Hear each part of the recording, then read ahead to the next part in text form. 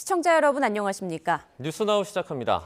윤석열 대통령 탄핵 심판이 선고를 앞둔 가운데 마은혁 후보자의 재판관 임명 여부가 탄핵 심판의 변수로 떠올랐습니다. 재판부는 오늘도 증거 분석과 자료 검토를 하며 평의를 이어가고 있습니다. 현장에 나가 있는 취재기자 연결합니다. 차종윤 기자. 네, 헌법재판소입니다. 네, 오늘도 재판부 평의가 진행되는 거죠? 네, 그렇습니다. 현재 재판부는 오늘도 철통 보안 속에 평의를 이어가고 있습니다. 별도의 회의 공간에 재판관 8명만 참석하는데 도청 감청 장치도 설치됐습니다. 재판부는 대통령 탄핵 심판에서 제시됐던 양측의 증거를 검토하고 증인들의 진술을 비교하며 쟁점을 정리하고 있을 것으로 전망됩니다. 변론은 종결됐지만 국회 측과 대통령 측 대리인단은 각각 참고 자료를 제출하고 헌재를 압박하는 메시지를 내며 여론전과 물밑 작업에 열을 올리고 있는 모습입니다. 헌재가 어제 마은혁 후보자에 대한 임명 보류는 위헌이다라고 판단을 했는데 최상목 권한대행이 언제쯤 임명을 할까요? 네, 어제 헌재의 결정 후 최상목 대통령 권한대행은 헌재 판단을 존중하겠다고 했지만 결정문을 살펴보겠다며 구체적인 임명 시기는 밝히지 않았습니다. 복잡한 정치적 환경 탓에 마 후보자의 임명 시기 등을 놓고 고심하고 있는 것으로 보입니다. 실제로 지난해 12월 조한창 정계선 헌법재판관 임명 이후 정치권과 국무회의 모두에서 거센 비판이 잇따랐습니다. 또 탄핵 심판 선고를 앞둔 한 총리가 직무에 복귀할 가능성을 배제할 수 없기 때문에 임명 결정을 미룰 가능성도 있습니다. 다만 임명을 유보하는 기간이 길어질수록 불복 논란이 불거질 수 있는 만큼 최 권한대행의 부담으로 작용할 것으로 보입니다. 네, 마은혁 후보자가 임명되면 윤 대통령 탄핵 심판에 참여할지도 관심인데 이 합류 여부는 어떤 변수로 작용할까요? 네, 만약 헌재 재판부가 9인 체제로 완성되면 여러 가지 시나리오에 대해 생각해 볼 수 있습니다. 우선 마 후보자의 합류가 결정된 경우에는 변론 갱신 절차를 밟아야 해서 3월 중순으로 예상됐던 선고 날짜 조정이 불가피하게 됩니다. 그동안에 변론에서 나온 증언과 증거조사 과정을 녹음 파일로 재생해 들어봐야 하기 때문입니다. 재판장이 핵심 내용을 설명하거나 열람하게 하는 간이갱신 방법도 있긴 하지만 대통령 측에서 동의하지 않을 가능성이 큽니다. 다만 한 번이라도 변론에 참여해야 선고에 관여할 수 있다 이런 분석도 있어서 마 후보자가 임명되더라도 지금의 8인 체제에서 결론을 내릴 수도 있습니다. 헌재는 아직 언급할 단계가 아니라며 모든 것은 재판부의 결정에 달려있다는 원론적인 입장입니다. 지금까지 헌법재판소에서 전해드렸습니다. 마은혁 헌법재판관 후보자 임명을 미룬 건 국회 권한 침해라는 헌법재판소 결정을 두고 여야의 여론전에 다시 불이 붙었습니다. 국민의힘은 헌재 결정이 강제력이 없다고 맞섰고 민주당은 오늘 오전까지 마 후보자를 임명하지 않으면 최상목 권한대행을 인정하지 않겠다고 경고했습니다. 국회 연결합니다. 강민경 기자. 네, 국회에 나와 있습니다. 네, 마은혁 후보자 임명 문제를 둘러싼 정치권 공방이 계속 가열되고 있다고요? 네, 국민의힘은 마은혁 헌법재판관 후보자를 임명하지 않은 건 위헌이라는 헌재 결정이 안타깝다면서 스스로 공정성 시비를 자초했다고 날을 세웠습니다. 이어 헌재 결정이 직접 강제력이 있지 않다는 주장을 펼치며 최상목 대통령 권한대행이 결단을 내리는 건 다른 문제라고 선을 그었습니다. 들어보시겠습니다. 헌법재판소의 권한쟁의 심판 결정은 법적 구속력은 있지만 직접적인 강제력이 있는 것은 아닙니다. 즉 위헌성이 확인되었다고 해서 반드시 마은혁 후보자 임명 등 즉각적으로 후속 조치를 해야 한다는 의미는 아니라는 것입니다. 반면 민주당은 최상목 대행에겐 국회가 선출한 헌법재판관 후보자를 임명하지 않을 권한이 없다고 목소리를 높였습니다. 최 대행이 헌법위에 군림하는 특별한 존재가 된 것처럼 행동하는데 착각에서 깨어나라고 촉구하며 탄핵을 시사하는 듯한 발언도 했는데 들어보시겠습니다. 오늘 오전까지 마은혁 재판관을 임명하지 않는다면 대통령 권한대행으로 인정할 수 없다는 사실을 분명히 경고합니다. 다만 민주당 일각에선 최 대행이 마은혁 후보자를 임명하더라도 윤 대통령 탄핵 심판 결론만큼은 현행 8명 체제로 내려야 한다는 의견도 나오고 있습니다. 국회 탄핵소추단 소속 민주당 이춘석 의원은 기자들에게 혹여 마 후보자 임명으로 윤 대통령 심리 기일이 길어지는 건 아닌지 염려는 있다며 헌재의 신중한 판단을 당부했습니다. 이제 여야가 본격 민생 경쟁에도 뛰어든 모습인데요. 오늘 아침 각 당 회의에서는 어떤 발언들이 나왔습니까? 네, 국민의힘 권성동 원내대표가 아침 회의에서 취약계층에 초점을 맞춘 새 지원 방안을 제안했습니다.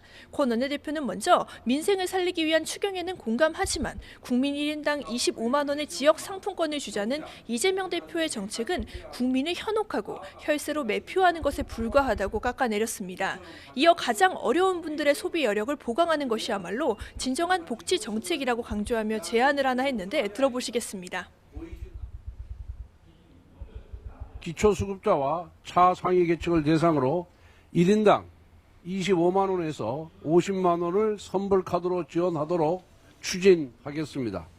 국민의힘이 정말 국민께 힘이 되는 책임을 제대로 다하겠습니다. 민주당은 어제 본회의 문턱을 넘지 못한 상법 개정안을 고리로 이에 반대하는 여당을 압박하며 개미 투자자 민심 잡기에 나섰습니다. 이재명 대표는 아침 회의에서 이사의 충실 의무를 주주까지 확대해야 주식시장이 살고 시민들도 부동산 자산 형성에 매몰되지 않는다고 지적했습니다. 상법 개정은 윤 대통령과 금감원장, 심지어 여당 전임자인 한동훈 전 대표도 약속했던 것 아니냐고 공세를 펼치며 다음 회기에 반드시 상법 개정안을 통과시키겠다고 강조했습니다. 이재명 대표의 발언 들어보시겠습니다. 지금 와서는 또 상법 개정안을 반대를 하는데 팥죽 끄듯이 개구리 어디로 뛰는지 알 수 없을 정도로 이랬다 저랬다 이랬다 합니다. 그래서 국민들이 불안해서 어디 살겠습니까? 네, 그리고 오늘 오후에는 2차 여야정 국정협의회가 열리죠. 연금 개혁이 화두가 될 것이다 이런 관측이 나오는데 과연 이번엔 성과가 있을까요? 네, 최상목 대통령 권한대행과 우원식 국회의장, 국민의힘 권성동, 민주당 박찬대 원내대표가 한자리에 모이지만 현재로서는 낙관적인 결과를 기대하기는 쉽지 않아 보입니다. 연금 개혁은 받는 돈인 소득 대체율과 경제 상황 등 여건에 따라 연금 수급액 등을 자동으로 조정하는 자동 조정 장치 도입 여부가 핵심입니다. 국민의힘은 자동 조정 장치 도입을, 민주당은 이에 반대하는 상황인데 어제 오후에 열린 실무 협의도 별다른 성과 없이 끝났습니다. 여권 관계자는 YTN과의 통화에서 민주당이 연금 조정 장치를 받아들일 분위기가 아니었다고 상황을 전했습니다. 오늘 협의회에서는 반도체 특별법 등 쟁점 법안도 테이블에 오를 전망입니다. 이 부분 역시 민주당이 어제 최장 330일의 시간이 걸리는 신속 처리 안건, 즉 패스트트랙으로 지정하겠다고 예고하며 2월 국회 처리를 주장하는 여당과는 결을 달리했습니다. 오늘 회의에는 최 권한대행이 자리하는 만큼 추경 이야기도 나올 가능성이 있습니다. 다만 의장실 관계자는 통화에서 연금 개혁, 반도체법 해법이 우선이지 않겠냐는 분위기를 전해서 최우선 안건이 되지는 않을 전망입니다. 지금까지 국회에서 YTN 강민경입니다. 서울중앙지검 전담수사팀이 어제 이어 오늘도 창원에서 명태균 씨를 조사하고 있습니다. 명 씨 측은 정치인의 민낯을 알릴 기회가 만들어지면 좋겠다면서 특검법 제2요구권 행사 자제를 촉구했는데요. 기존에 진행되어 온 검찰 수사가 윤 대통령 부부에 더해 여권 정치인들로 본격 확대될지 주목됩니다. 취재기자 연결해서 자세한 내용 알아보겠습니다. 송재인 기자. 네, 사회부입니다. 네, 자 오늘 오전 10시부터 명 씨 조사가 시작된 거죠? 네, 맞습니다. 이번 조사는 사건을 넘겨받은 서울중앙지검이 본격적인 수사에 나서기 전 그 토대가 되는 명 씨 진술들을 정리하는 차원으로 보입니다. 명 씨 변호인은 조사에 앞서 취재진과 만나 어젯밤 9시까지 진행된 조사의 큰 부분은 명 씨가 앞서 11차례 조사에서 했던 진술들을 검찰이 한 번 더 확인하는 내용이었다고 했습니다. 이 과정에서 지난 대선 경선 당시 윤 대통령 부부 자택에 찾아가 여론조사 결과가 담긴 출력물을 전달했느냐는 검찰 질문도 나왔다고 밝혔는데 이에 명 씨는 없다고 답한 걸로 알려졌습니다. 명 씨는 검찰 수사를 믿을 수 없다며 특검을 촉구해온 만큼 변호인단도 같은 입장이라며 최상목 대통령 권한대행을 향한 발언도 내놨습니다. 직접 들어보시죠.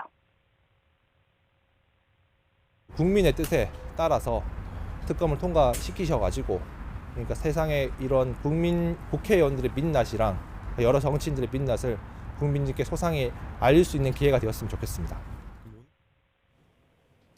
네, 그럼 명 씨가 여론조사를 제공했다고 주장해온 여권 정치인들과 관련해서도 오늘 조사가 진행될까요? 네, 오늘 조사는 우선 조금 더 지켜봐야 할 것 같습니다. 먼저 오세훈 서울시장이 후원자 김한정 씨를 통해 명 씨에게서 비공표 여론조사를 받았다는 의혹은 이미 검찰의 수사선상에 올라 있습니다. 중앙지검 수사팀이 사건 이송 뒤 첫 강제수사 대상으로 후원자인 사업가 김 씨를 택했기 때문입니다. 이와 관련해 여 변호인은 어제 조사에서 자신이 입회해 있던 때까지 오 시장 언급은 없었다며 새 의혹과 관련한 질의는 이후에 명 씨가 홀로 조사받는 과정에서 있었을 것 같다고 말했습니다. 오 시장은 의혹을 전면 부인하고 있지만 명 씨는 오 시장을 7차례 정도 만난 적이 있다고 주장한 것으로 알려졌습니다. 명 씨는 홍준표 대구시장도 여론조사 제공 대상이었다고 주장하고 있는데 오늘 추가 진술을 통해 윤 대통령 부부에 더해 유력 대선 주자들까지 검찰 수사가 본격 확대될지 주목됩니다. 지금까지 사회부에서 YTN 송재인입니다. 북한이 김정은 국무위원장이 참관한 가운데 전략 순항 미사일 발사 훈련을 한 사실을 공개했습니다. 김 위원장은 이 자리에서 핵무력의 철저한 임전 태세를 지시했는데요. 취재기자 연결해 자세한 소식 알아보겠습니다. 홍성기 기자. 네, 홍성기입니다. 네, 북한이 전략 순항 미사일 발사 훈련을 한 시점은 언제입니까? 네, 그제 아침입니다. 조선중앙통신은 김정은 국무위원장 참관 아래 지난 26일 서해 해상에서 전략 순항미사일 발사 훈련을 했다고 보도했는데요. 우리 군은 정확한 발사 시점은 그제 오전 8시쯤이라고 밝혔습니다. 조선중앙통신은 발사된 미사일이 각각 2시간 12분 동안 1587km의 타원형 궤도를 따라 비행한 후에 표적을 명중했다고 보도했습니다. 이 현장에서 발사 훈련을 참관한 김정은 위원장은 훈련 결과에 만족을 나타내고 핵 억제력의 위력을 과시하는 것 자체가 전쟁 억제력이라고 자평했습니다. 김 위원장은 또 강력한 공격력이 가장 완성된 억제력이고 방위력이라며 핵무력에 보다 철저한 임전태세를 갖출 것을 지시했습니다. 그러면서 핵무력 사용을 만반으로 준비하는 것은 국가의 주권과 안전을 영구적으로 수호해 나가는 것이라고 강조하기도 했습니다.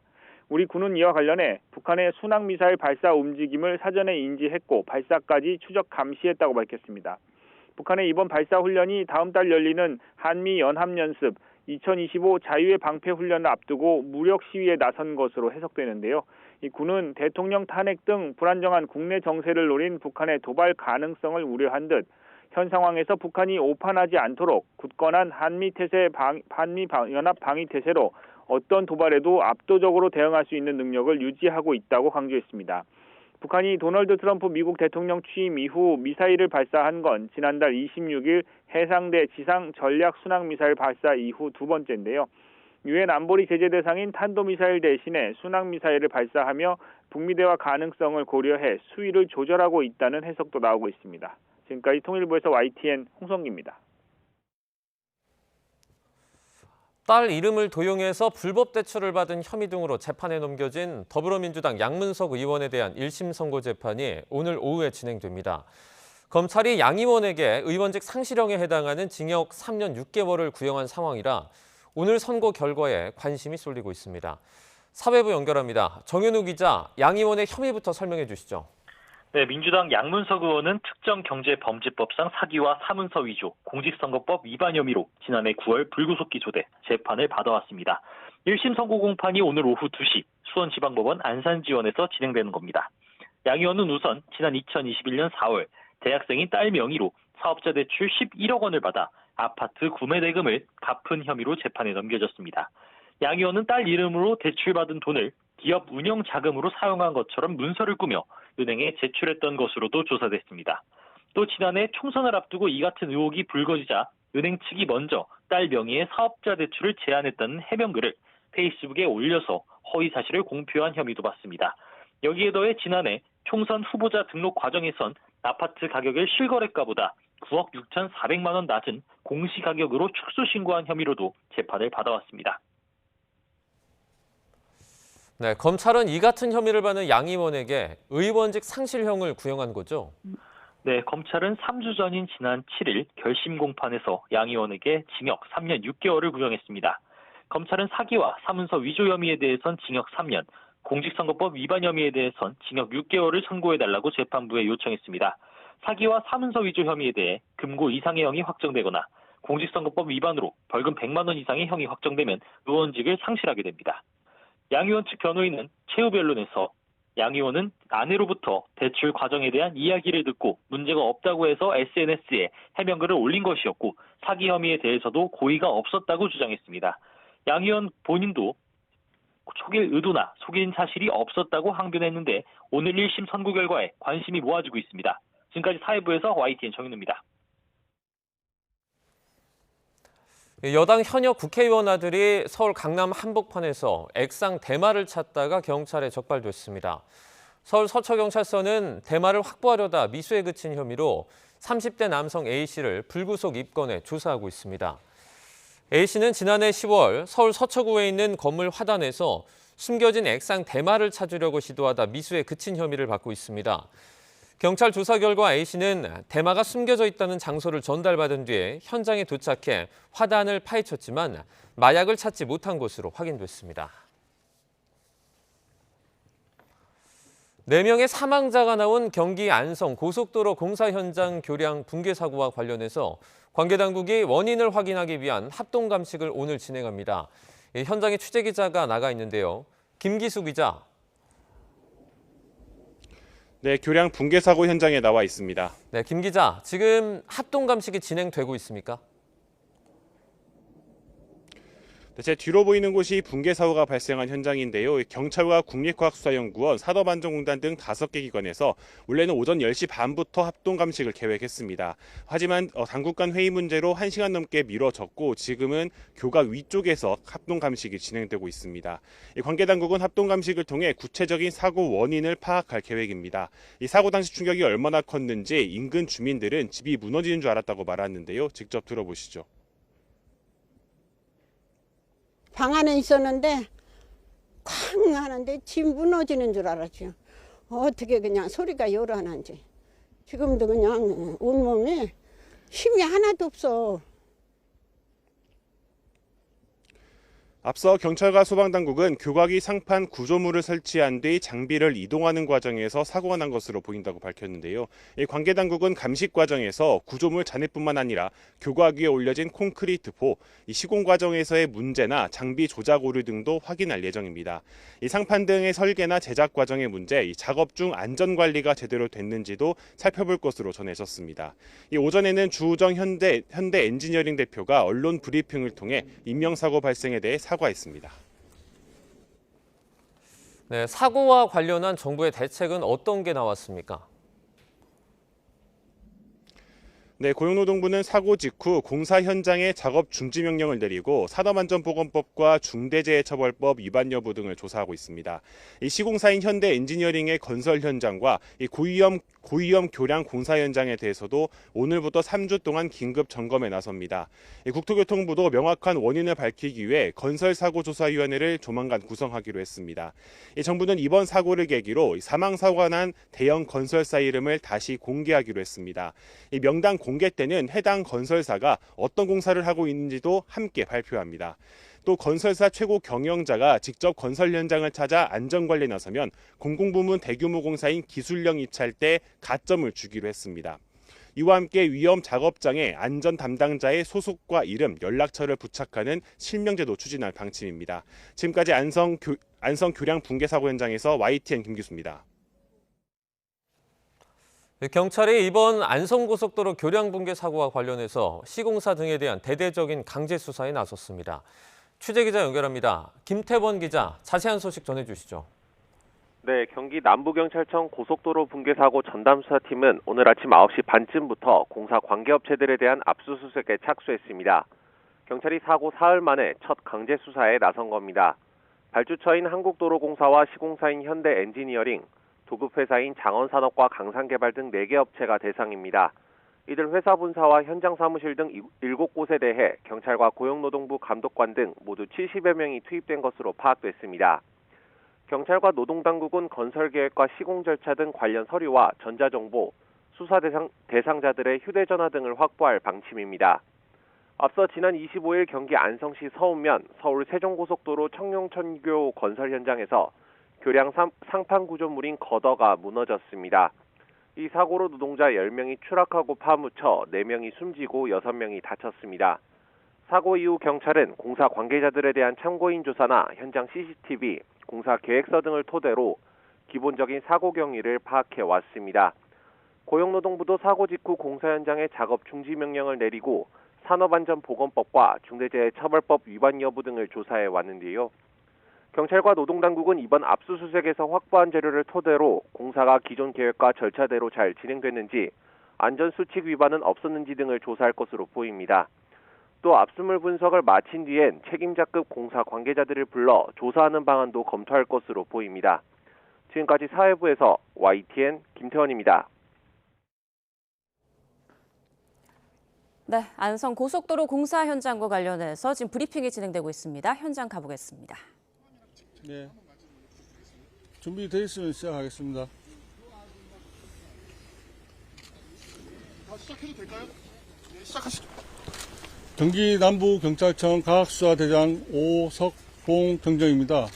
먼저 이번 사고로 돌아가신 분들께 심심한 조의를 표합니다. 그리고 부상당하신 분들도 빠른 시일 내에 쾌차하시기를 기원드리겠습니다. 근본 사고는 지난 2월 25일 09시 49분경 고속도로 공사 현장에서 설치 중인 거더 가설 공정에서 거더가 현장에서 청룡천 아래로 추락하면서 거더 위에서 작업 중인 사망자, 부상자가 발생한 사건입니다. 금일 경기 남부청 과학수사대를 비롯한 국립과학수사연구소 등 총 6개 기관 42명이 참석하는 합동감식을 진행 중에 있습니다. 금일 감식 내용 중 공사 공정 전체에 대해서 공사 계획대로 진행이 되었는지 여부, 설치 중인 거더가 적절한 재료를 통해서 제작된 거더인지, 콘크리트 강도 및 내부 철근이 적절하게 배합해서 만들어진 것인지 등 종합적으로 검토해갈 내용입니다. 이상 브리핑을 마치고 질문 받겠습니다. 오늘 감식이 좀 지연됐는데 지연된 이유가 궁금합니다. 여러 기관이 같은 날짜에 같이 시간을 내서 모인다는 게 좀 지연된 부분도 있고, 여러분들 다 아시다시피 보도에 나가서 좋을지는 모르겠지만은 최근에 발생한 무한 항공기 사고에 일부 오늘 합동감식에 참석한 분들이 그쪽에서 조사를 좀 진행하는 부분이 있어가지고 오늘 사고 발생일부터 사흘째 된 오늘 합동감식을 진행하게 되었습니다. 현장이 되게 높은 지점에 있는데 좀 어떤 식으로 진행하실 예정이신가요? 그래서 오늘 감식을 통해서 앞으로 오늘 감식, 현장 감식 오늘만 끝내는 게 아니고 오늘 감식을 통해서 어떤 장비를 이용해서 어떤 부분을 어떻게 진행할지, 오늘 참석한 6개 기관에서 각자 임무에 맞게 뭘 어떻게 감식할지를 정하는 것도 오늘 감식 내용의 주요 쟁점입니다. 그래서 앞으로 오늘 이후라도 일정 기간 논의를 거쳐봐야 되겠지만은 계속적으로 참석한 기관들이 개별 감식을 진행할 예정에 있습니다. 자네들을 수거해서 국과수 감정을 맡기시게 되는 건가요? 혹시 아까 말씀드린 대로 일부 거더 안에 있는 성분이 적절한 재료를 사용했는지, 적정 공정을 통해서 제약됐는지 여부를 확인하기 위해서 관련 기관에서 수거해서 정밀 감정할 예정입니다. 대형 크레인이라든지 오늘 장비가 투입될 그런 게 있을까요? 오늘은 아까 합동회에서 얘기가 나왔는데 공사 현장이 너무 넓고 또 어떻게 진행할지에 대해서 논의를 한 다음에 대형 크레인이라든지 드론이라든지 일부 3D 촬영 장비라든지 어떻게 누가 주체가 돼서 임무가 나눠지면은 빠르면 오늘도 될 수 있고 아니면 내일 이후에 계속적으로 현장 감식을 할 예정입니다. 네, 지난 25일 오전 경기 안성시 부근에 있는 고속도로 현장에서 구조물이 붕괴하면서 10명의 사상자가 발생한 사건이 있었죠. 이 사고와 관련해서 경찰의 브리핑 들어보셨습니다. 지금 국과수를 비롯해서 6개 기관 42명이 참석해서 합동 감식을 진행하고 있다라고 밝혔고요. 콘크리트 강도 등 내부 철근 배합이 적절히 이루어졌는지 등을 검토할 계획이라고 밝혔습니다. 그리고 구조물 안의 성분이 적절했는지 여부도 확인할 계획이라고 밝혔는데요. 합동 감식 결과가 나오는 대로 또 다시 소식 전해드리겠습니다. 네, 이번에는 각이 살아있는 정치평론 시사정각 이어가겠습니다. 오늘도 각에서는 두 분 모셨습니다. 김진 전 중앙일보 논설위원, 최창렬 용인대 특임교수 나오셨습니다. 안녕하십니까? 안녕하세요. 네. 자, 어제 야당 주도로 명태균 특검법이 국회 본회의를 통과했는데요. 명태균 씨 수사를 받고 있는 서울중앙지검 전담 수사팀이 어제 이어 오늘도 창원에서 명 씨를 소환 조사하고 있습니다. 자, 그런데 명 씨가 조사에서 누구 얘기를 먼저 해볼까라고 하면서 여권 인사 관련 의혹들을 줄줄이 얘기했다고 하더라고요. 명태균 씨가 얘기한 게 이제 여러 개가 있죠. 네. 대통령과 통화한 것도 있고 최근엔 명태균 씨와 김건희 여사 통화한 것도 나왔어요. 그 명태균 씨와 김건희 여사 통화한 거는 대통령과 명태균 씨가 통화한 바로 직후에 통화한 게 이번에 나온 겁니다. 예. 대통령과 명태균 씨 통화는 지난해 10월에 이제 녹취가 나왔고 오세훈 시장 얘기가 많이 있어요. 요새. 오세훈 시장 측에서 자신에게 유리한 여론조사를 해달라. 예.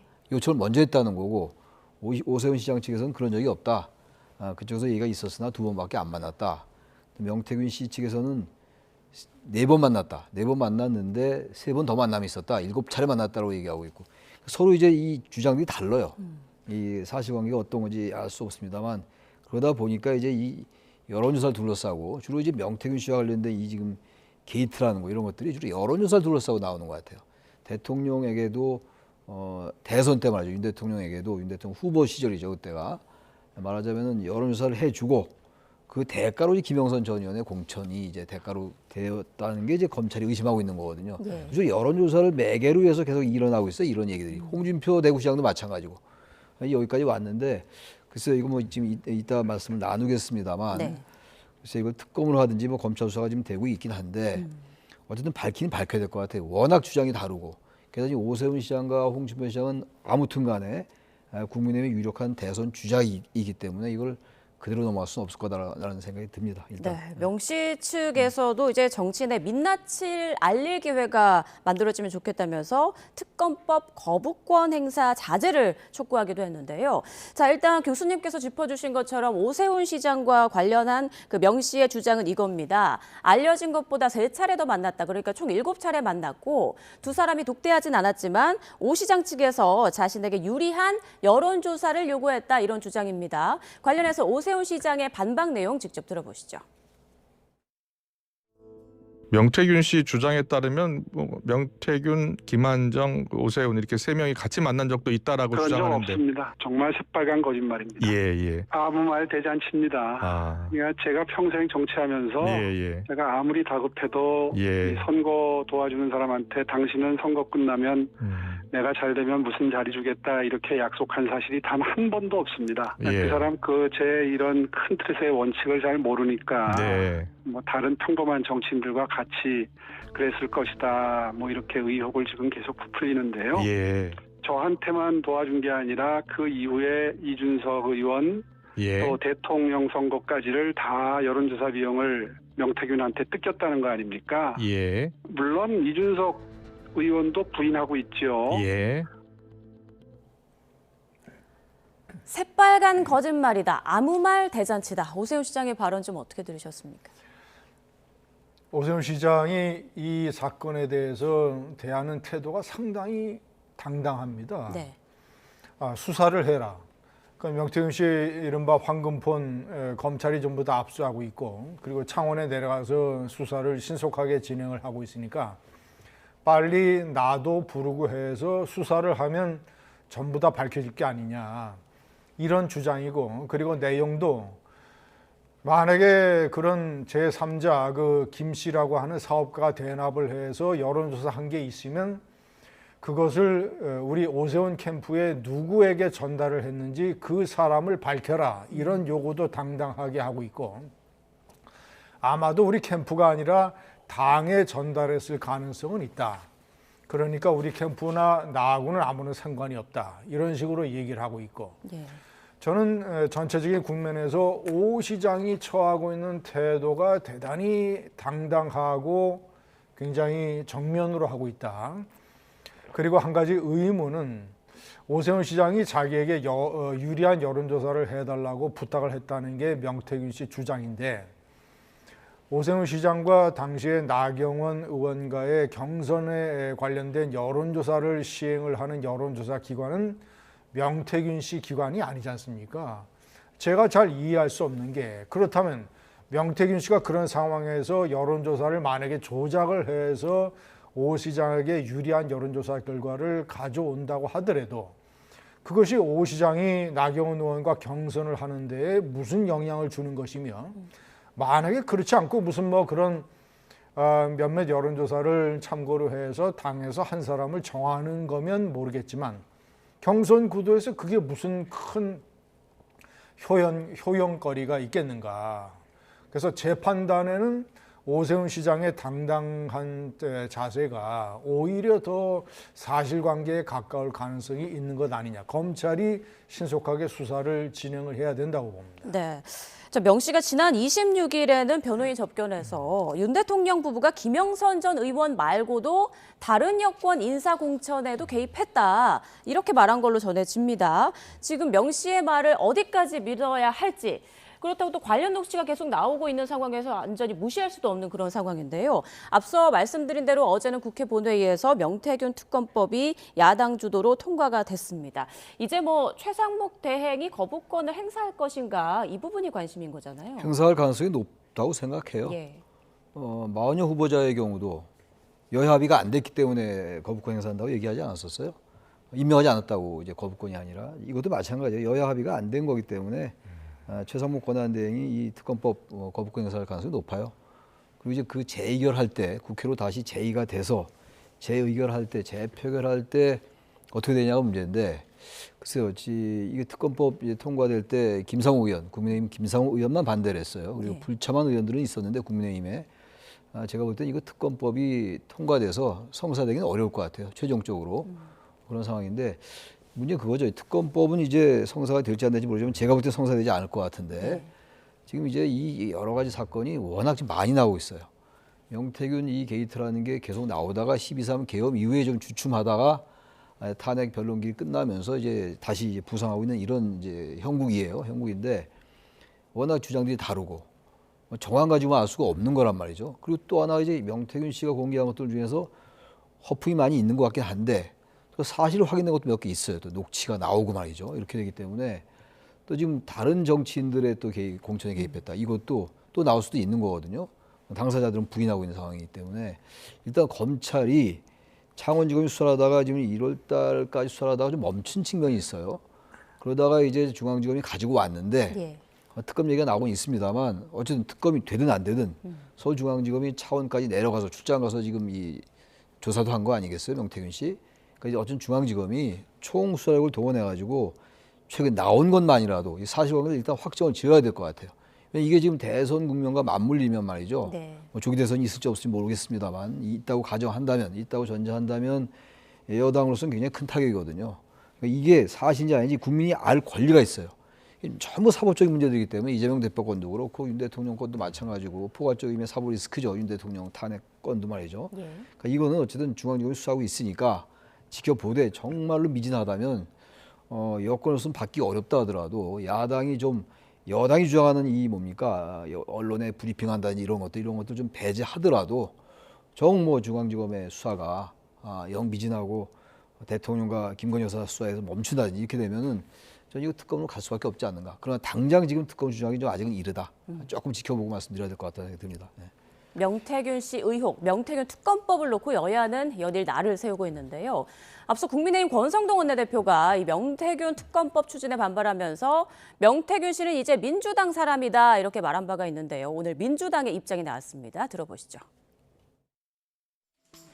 하다 이제는 명태균이 민주당 사람이라는 억지입니까? 심지어 권성동 원내대표는 명태균이 민주당 사람이라는 황당무계한 주장을 했습니다. 그러면 특검에 찬성하는 홍준표 대구시장도 민주당 사람입니까? 이러다 명태균이 중국인이라는 말까지 나오겠습니다. 아무 말 대잔치 그만하고 자중하기 바랍니다. 이제 공은 최상목 대행에게 넘어갔습니다. 또다시 거부권을 행사하는 것은 있을 수 없는 일입니다. 명태균 특검은 여론조작, 공천 개입, 국정농단 등 중대 범죄 의혹을 규명하는 법안인 동시에 12.3 비상계엄의 진상을 규명하는 법안이기도 합니다. 공범이 아닌 다음에야 거부할 이유가 없습니다. 네, 민주당의 비판 들어보셨는데 국민의힘은 이 명태균 씨 관련 의혹에 대해서 어떻게 대응해야 한다고 생각하세요?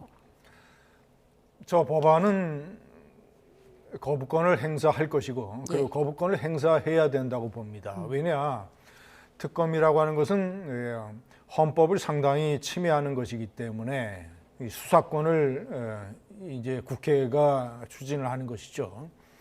그러니까 저것은 극히 제한적으로 행사가 돼야 되는데 대통령 선거를 앞두고 자 보십시오. 만약에 특검이 통과가 되면 특검을 구성하는 데 한 달이 걸립니다. 그러면 4월 초서부터 특검이 수사를 시작을 하면 조기 대선이 만약에 실시가 되면 5월 중순인데 그러면 그때까지 한 달여 동안 홍준표, 오세훈 시장을 포함한 여권의 유력 대선 주자들과 관련된 여러 가지 논란들, 나중에 결국 그 사람들이 아무런 혐의가 없다고 밝혀지더라도 대통령 선거 때까지는 계속 그 사람들을 둘러싼 논란이 당과 그 사람들을 괴롭힐 겁니다.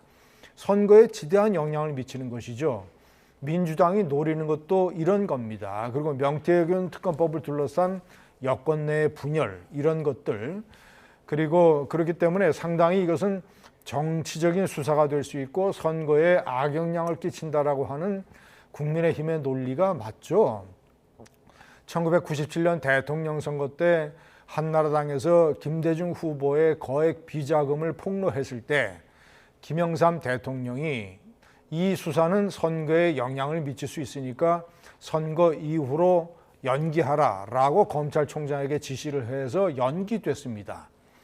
그런 경험을 알고 있는 민주당에서 이것을 밀어붙이는 것은 상당히 정략적인 것이고, 그리고 다시 말씀드리지만 홍준표, 오세훈 시장이 어떤 형태로든 타격을 입는 것이 불가피합니다. 최상목 대행으로서는 뭐 여야 합의 이런 걸 떠나서 여야 합의가 안 된 특검도 처음이라는 것이 문제지만 그것을 떠나서 이런 원칙과 선거를 공정하게 관리해야 되는 대통령 권한대행의 입장에서 선거에 부당한 영향을 끼치는 이런 특검법을 최 대행이 거부권 행사를 하지 않을 수가 없죠.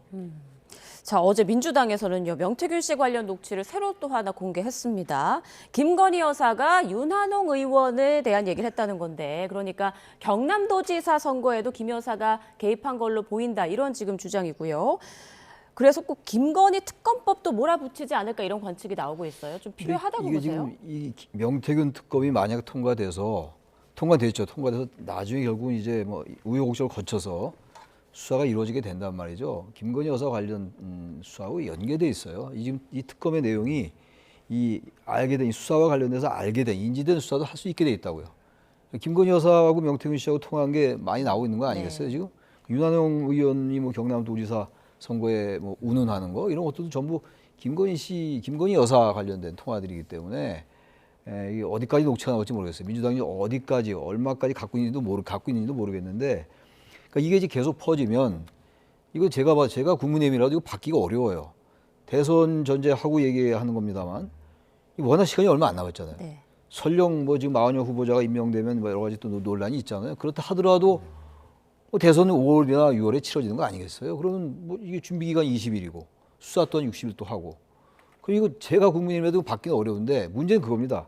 계속 이런 의혹들이 쌓이고 뭔가 중앙지검이 검찰 수사를 하긴 하는데 뭔가 미진하게 느껴지고 그러면 이게 불가피하게 여론 자체가 물론 지금 탄핵 찬반의 여론이 갈려져 있고 이것과 직접 연관은 안 되는 거라 하더라도 그렇다 하더라도 저는 이거 밝혀야 된다 이 얘기가 나온 말이죠. 나중에 이거 국민의힘이 어떻게 하겠어요? 검찰 수사를 잘해야 되겠습니다만 그래서 과거인가 2007년도에 이명박 후보 같은 경우 BBK 받겠다 특검 이런 얘기 하지 않았겠어요? 근데 지금 현재 오세훈 시장이나 국민의힘이나 홍준표 시장은 이걸 받겠다는 생각은 없는 것 같아요. 어쨌든 타격이 있는 건데 네. 그럼 원론적으로 말씀드리면 정말로 이게 결박하면 받겠다 그냥 이 특검을 그렇게 먼저 치고 나가는 것도 하나의 방법은 방법일 것 같은데 하나도 없이 깨끗하지는 않은 것 같아요. 자꾸 얘기가 너무나 다르니까. 그리고 이제 명태균 씨 말이 어디까지가 진실이고 어디까지가 거짓인지 전혀 알 수 없는데 이런 얘기가 계속 나오면 상당히 국민의힘이 곤혹스러워질 수 있다. 네. 뭔가 좀 선제적으로 할 필요는 있다고 생각합니다. 알겠습니다. 자, 그리고 또 어제 헌재에서는 최상목 권한대행이 마은혁 재판관을 미임명한 것은 위헌이다라는 결론이 나왔습니다. 이에 대해서 여야의 엇갈린 입장이 나오고 있는데요. 들어보시죠. 일단 위헌 판결이 났다고 뭐 즉시 일주일 안에 무언가를 해야 된다. 이런 권리 조항은 없고요. 국회도 그걸 외칠 만큼 떳떳하지 못합니다. 국회 스스로 위헌된 법률을 수정하지 않은 게 한두 건이 아닙니다. 그래서 뭐 무조건 임명해라 라는 것도 그런 주장을 하는 민주당도 헌법을 존중하는 게 아니라 자신들이 원하는 그 대통령 탄핵 결과가 나오는데 힘을 보태겠다. 뭐 솔직히 이거잖아요. 제가 진짜 민주당 당대표고 이재명 대표라면 깔끔하게 마은혁 이번 대통령 탄핵에 포함시키지 말아달라. 그래야 국민들이 뭐 탄핵이든 기각이든 그 국민들이 수용할 거 아니냐. 나라를 위해서 이렇게 하자. 뭐 이 정도 하면 야 이재명 다시 봤다 이럴 거 않겠습니까? 근데 아니나 다를까 뭐 임명해라. 너무 뻔하잖아요. 지금 최상목 대행이 착각하고 있다. 마치 전임 그 윤석열 대통령이나 한덕수 총리처럼 자신이 헌법 위에 군림하는 그런 전제군주로 착각하는 게 아닌가. 그래서 매우 오만한 자세다 이렇게 보고 있습니다. 그 심리에 참여하지 못한 나중에 임명된 재판관은 원칙적으로 그 판결 선고나 심리에 참여하지 않았기 때문에 거기에서 빠지는 것이 맞다 생각합니다. 그래서 현재 8인 체제로 선고로 가는 게 맞다. 법대로 임명하고 재판에는 참여하지 말아라 뭐 이런 입장이시라고. 그게 원칙이다 그렇게 말씀드립니다. 저희 지도부들이 뭐 의견을 나누거나 회의를 하거나 이런 적은 없고요. 현재까지는 제 개인적인 생각입니다. 마은혁 후보자가 윤 대통령 탄핵 심판 심리에 합류하게 될지 이 여부가 굉장히 관심을 끌고 있는 상황인데 최상목 권한대행에게 임명을 강제할 수단은 없어서 최상목 대행도 지금 일단은 고심을 하고 있는 그런 모습인 것 같습니다. 박찬대 원내대표는 오늘 오전까지 임명 안 하면 권한대행으로 인정하지 않겠다 이렇게 말을 했더라고요. 말은 그렇게 강도 높게 했는데 전체적인 상황을 보면 전현희 최고위원의 발언도 그렇고 민주당에서 마은혁 재판관을 반드시 임명을 해야 된다라고 결사적으로 밀어붙이는 분위기가 아닌 것 같아요. 일단은 이제 위헌 판결이 났으니까 빨리 임명을 해라라는 주장을 내놓고 있는 것이고 그 속내는 제가 짐작컨대는 만약에 마은혁 재판관 한 사람을 임명하느냐 여부에 따라서 탄핵 심판이 파면이냐 기각이냐가 달려 있다면 민주당이 현재 저렇게 상당히 온건한 분위기로 이 문제를 대처하지 않을 겁니다. 굉장히 강도 높게 나오고 아마 당외 세력과도 연계를 해서 집회도 강경 집회도 하고 마구 밀어붙일 거예요. 마은혁 재판관 한 사람에게 탄핵 심판 결과가 달려 있다면 민주당은 현재 속으로 판단할 때는 8명의 재판관이 선고를 내려도 윤 대통령이 파면될 것이 거의 확실하다고 내부적인 판단을 하고 있는 것 같아요. 그렇기 때문에 겉으로의 압력은 그리 센 것이 아니다라는 상황 하에서 전체적인 판단을 해보면 결국 최상목 대행이 상당히 늦출 것이다. 3월 초에 한덕수 국무총리가 탄핵소추가 기각이 돼서 대통령 권한대행으로 돌아올 때까지 기다릴 것이다. 그래서 공을 한덕수 총리에게 넘길 것이다. 한덕수 총리는 대통령 탄핵 심판 3월 중순으로 예정된 그 탄핵 심판 전에 임명하는 일을 하지 않을 것이다. 저는 이렇게 판단합니다. 네. 그러니까 마 후보자의 탄핵 심판 합류가 오히려 여당에 유리할 수도 있다. 이런 관측도 일각에서 나오는데요. 지금 민주당의 속내 좀 어떻게 분석하세요? 만약에 8명이 돼서 이제 재판을 하면 큰 문제가 없는데 만약에 9명이 돼서 합류를 하는 거 아니에요. 합류를 하면 이제 변론에 참여할 거냐 안 할 거냐가 논란이 될 거라고요. 그렇죠. 온전하게 이제 그거야 이제 헌재 재판부가 판단하는 문제긴 한데 만약에 변론길에 참여하게 되면 이게 변론을 다시 다 해야 돼요. 녹취 다 들어야 된다는 거 아닙니까? 증거, 증인조사 그럼 적어도 1, 2주일 걸릴 거예요. 그럼 민주당이 바라는 바가 아니겠죠. 8인 체제라는 게 지난 박근혜 전 대통령 때도 8대0 8인 체제를 했거든요. 그래서 헌재법에 의하면 7인 이상만 되면 됩니다. 6인은 안 돼요. 6인은 이제 탄핵 소추 의결 정도수인 것이고 탄핵 구성이 되려면 일단 7인은 돼야 됩니다. 그러면서 이제 8인 체가 좋을 수 있는데 따라서 민주당의 속내가 우리 김진애 의원 말씀이 일리가 있어요. 네. 겉으로 당위적으로는 당연히 임명해야 되는 건데 만약에 이 일이 복잡해지면 근데 제가 볼 때 임명을 하더라도 임명 제가 보다 안 할 것 같은데 임명이 늦어질 것 같은데 임명을 하더라도 이 누굽니까 마은혁 후보자가 난 변론에 참여하지 않았기 때문에 여전히 이 평에 참여하지 않겠다. 평에 참여할 수 없어요. 변론에 참여하지 않으면. 그러니까 평에 참여하기 위해서는 이제 다시 이걸 들어야 되는 게 그렇죠. 갱신 변론이라는 거예요. 일단 참여할 수가 없다고요. 변론에 참여하지 않았기 때문에 평에 참여를 못하는 건데 따라서 난 회피하겠다 할 수 있어요. 만약에 임명하면 그렇게 될 가능성이 너무 높다고 보는데 어떻게인지 모르겠어요. 근데 9명이 되면 이런 문제도 있어요. 또. 그러니까 지금 민주당에서 가장 좋은 게 임명을 하되 참여하지 않는 거. 이게 민주당이 가장 바라는 바일 겁니다. 계산으로 따지면. 왜냐하면 지금 4월 18일 날 문영배, 이미선 두 재판관이 사퇴하잖아요. 임기 끝나죠. 그럼 이게 정주수가 어떻게 될지 모른다고요. 8명에서 만약 임명을 안 하면 8명에서 2명이나 6명이 되니까 그럼 7인이 안 되기 때문에 구성 자체가 안 돼요. 그렇기 때문에 일단 임명을 하되 그럼 안전한 안전판을 마련해 두고 그러나 참여하지 않고 회피함으로써 8인 체제로 가서 시일을 늦추지 않고 이게 아마 민주당에 바라는 가장 좋은 거고 국민의힘 생각이 많이 복잡하죠. 그거에 반대니까. 전 그래서 이 양당의 이 지금 탄핵 그 시기를 둘러싼 이 계산법이 있는 거 아니겠어요? 우리가 추론컨대 정말 그런 게 있는지 없는지 알 수 없으면 그렇게 우리가 보는 거 아닙니까? 그렇다면은 이건 헌재에서 국회가 권한쟁의 심판을 냈고 위헌 소송을 내서 헌재가 임명하라고 얘기한 거예요. 국회의 헌재 구성을 침해했다고 판시했잖아요. 그리고 이거는 대통령의 지금 권한대행이긴 합니다만 대통령의 권한이자 의무다라고 얘기를 했다고요. 이거 헌재가 이쯤 판단하면 이거 하는 게 맞아요. 근데 지금 정부 측에서 정부 최상목 권한대행 측에서는 이거는 우리가 헌재의 판단은 존중하겠으나 잘 살펴보고 판단하겠다. 저는 이게 맞지 않다고 생각하는 거예요. 그럼 대한민국에 이런 문제가 생기고 이런 의혹이 생기고 이런 논란이 있고 이런 논쟁이 있으니까 헌법재판소로 하여금 이걸 판단하라고 제의가 됐던 거 아닙니까? 그 판단이 내려졌잖아요. 근데 또 법제처의 그 유권 해석을 본다는 그런 취지로 해석될 수가 있는데 그럼 대한민국 헌재는 존재할 이유가 없는 거죠. 저거 논리적으로. 저거 이건 임명하는 게 맞다고 봐요. 한덕수 총리가 오면 그때 넘기겠다. 그건 왜 그렇게 합니까?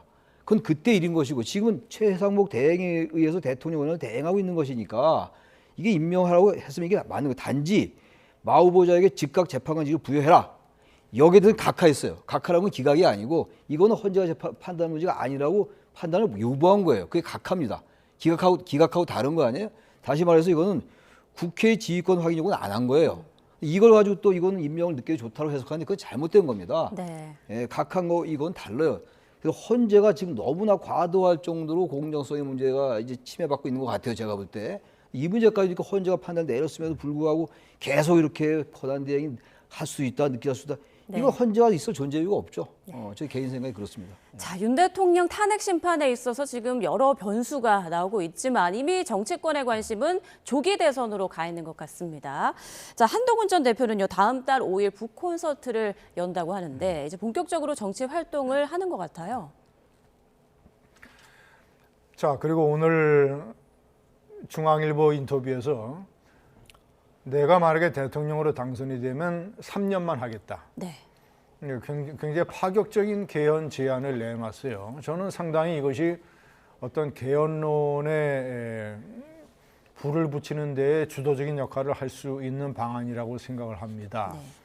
만약에 국민의힘의 대통령 후보가 되면 내가 3년만 대통령을 하고 그리고 3년 후에 있는 국회의원 총선과 대통령 선거 시기를 맞추고 대통령을 4년 중임제로 하자라는 게 정치권의 대체적인 개헌 찬성론 아닙니까?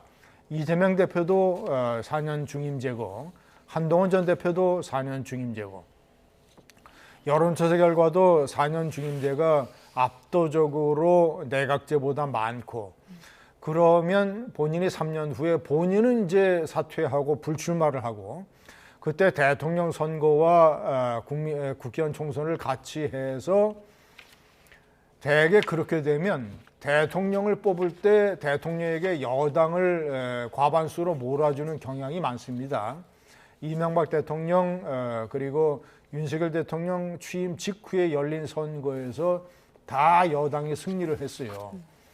그러니까 그러면 대통령 4년 임기를 2번 하는 것이고 그 중간에 2년의 지방선거를 함으로써 지방선거를 일종의 중간평가로 삼는다. 그리고 한동훈 전 대표로서는 자기가 이번에 불출마를 하고 그러니까 3년 후에 불출마를 하고 만약에 대통령이 되면 그리고 4년 쉬고 4년 후에 본인이 다시 출마를 할 수 있는 개연성이 열리는 것이죠. 반면 이재명 대표는 개헌 논의가 필요하다고 인정을 했습니다. 네. 탄핵 심판 이후에 그러면 저는 대통령 선거 국면에서 이재명 대표가 대통령 후보가 되면 어떤 카드를 내놓을 것이냐 생각을 해보면 내가 대통령이 되면 4년 중임제 대통령제 개헌을 추진하겠다.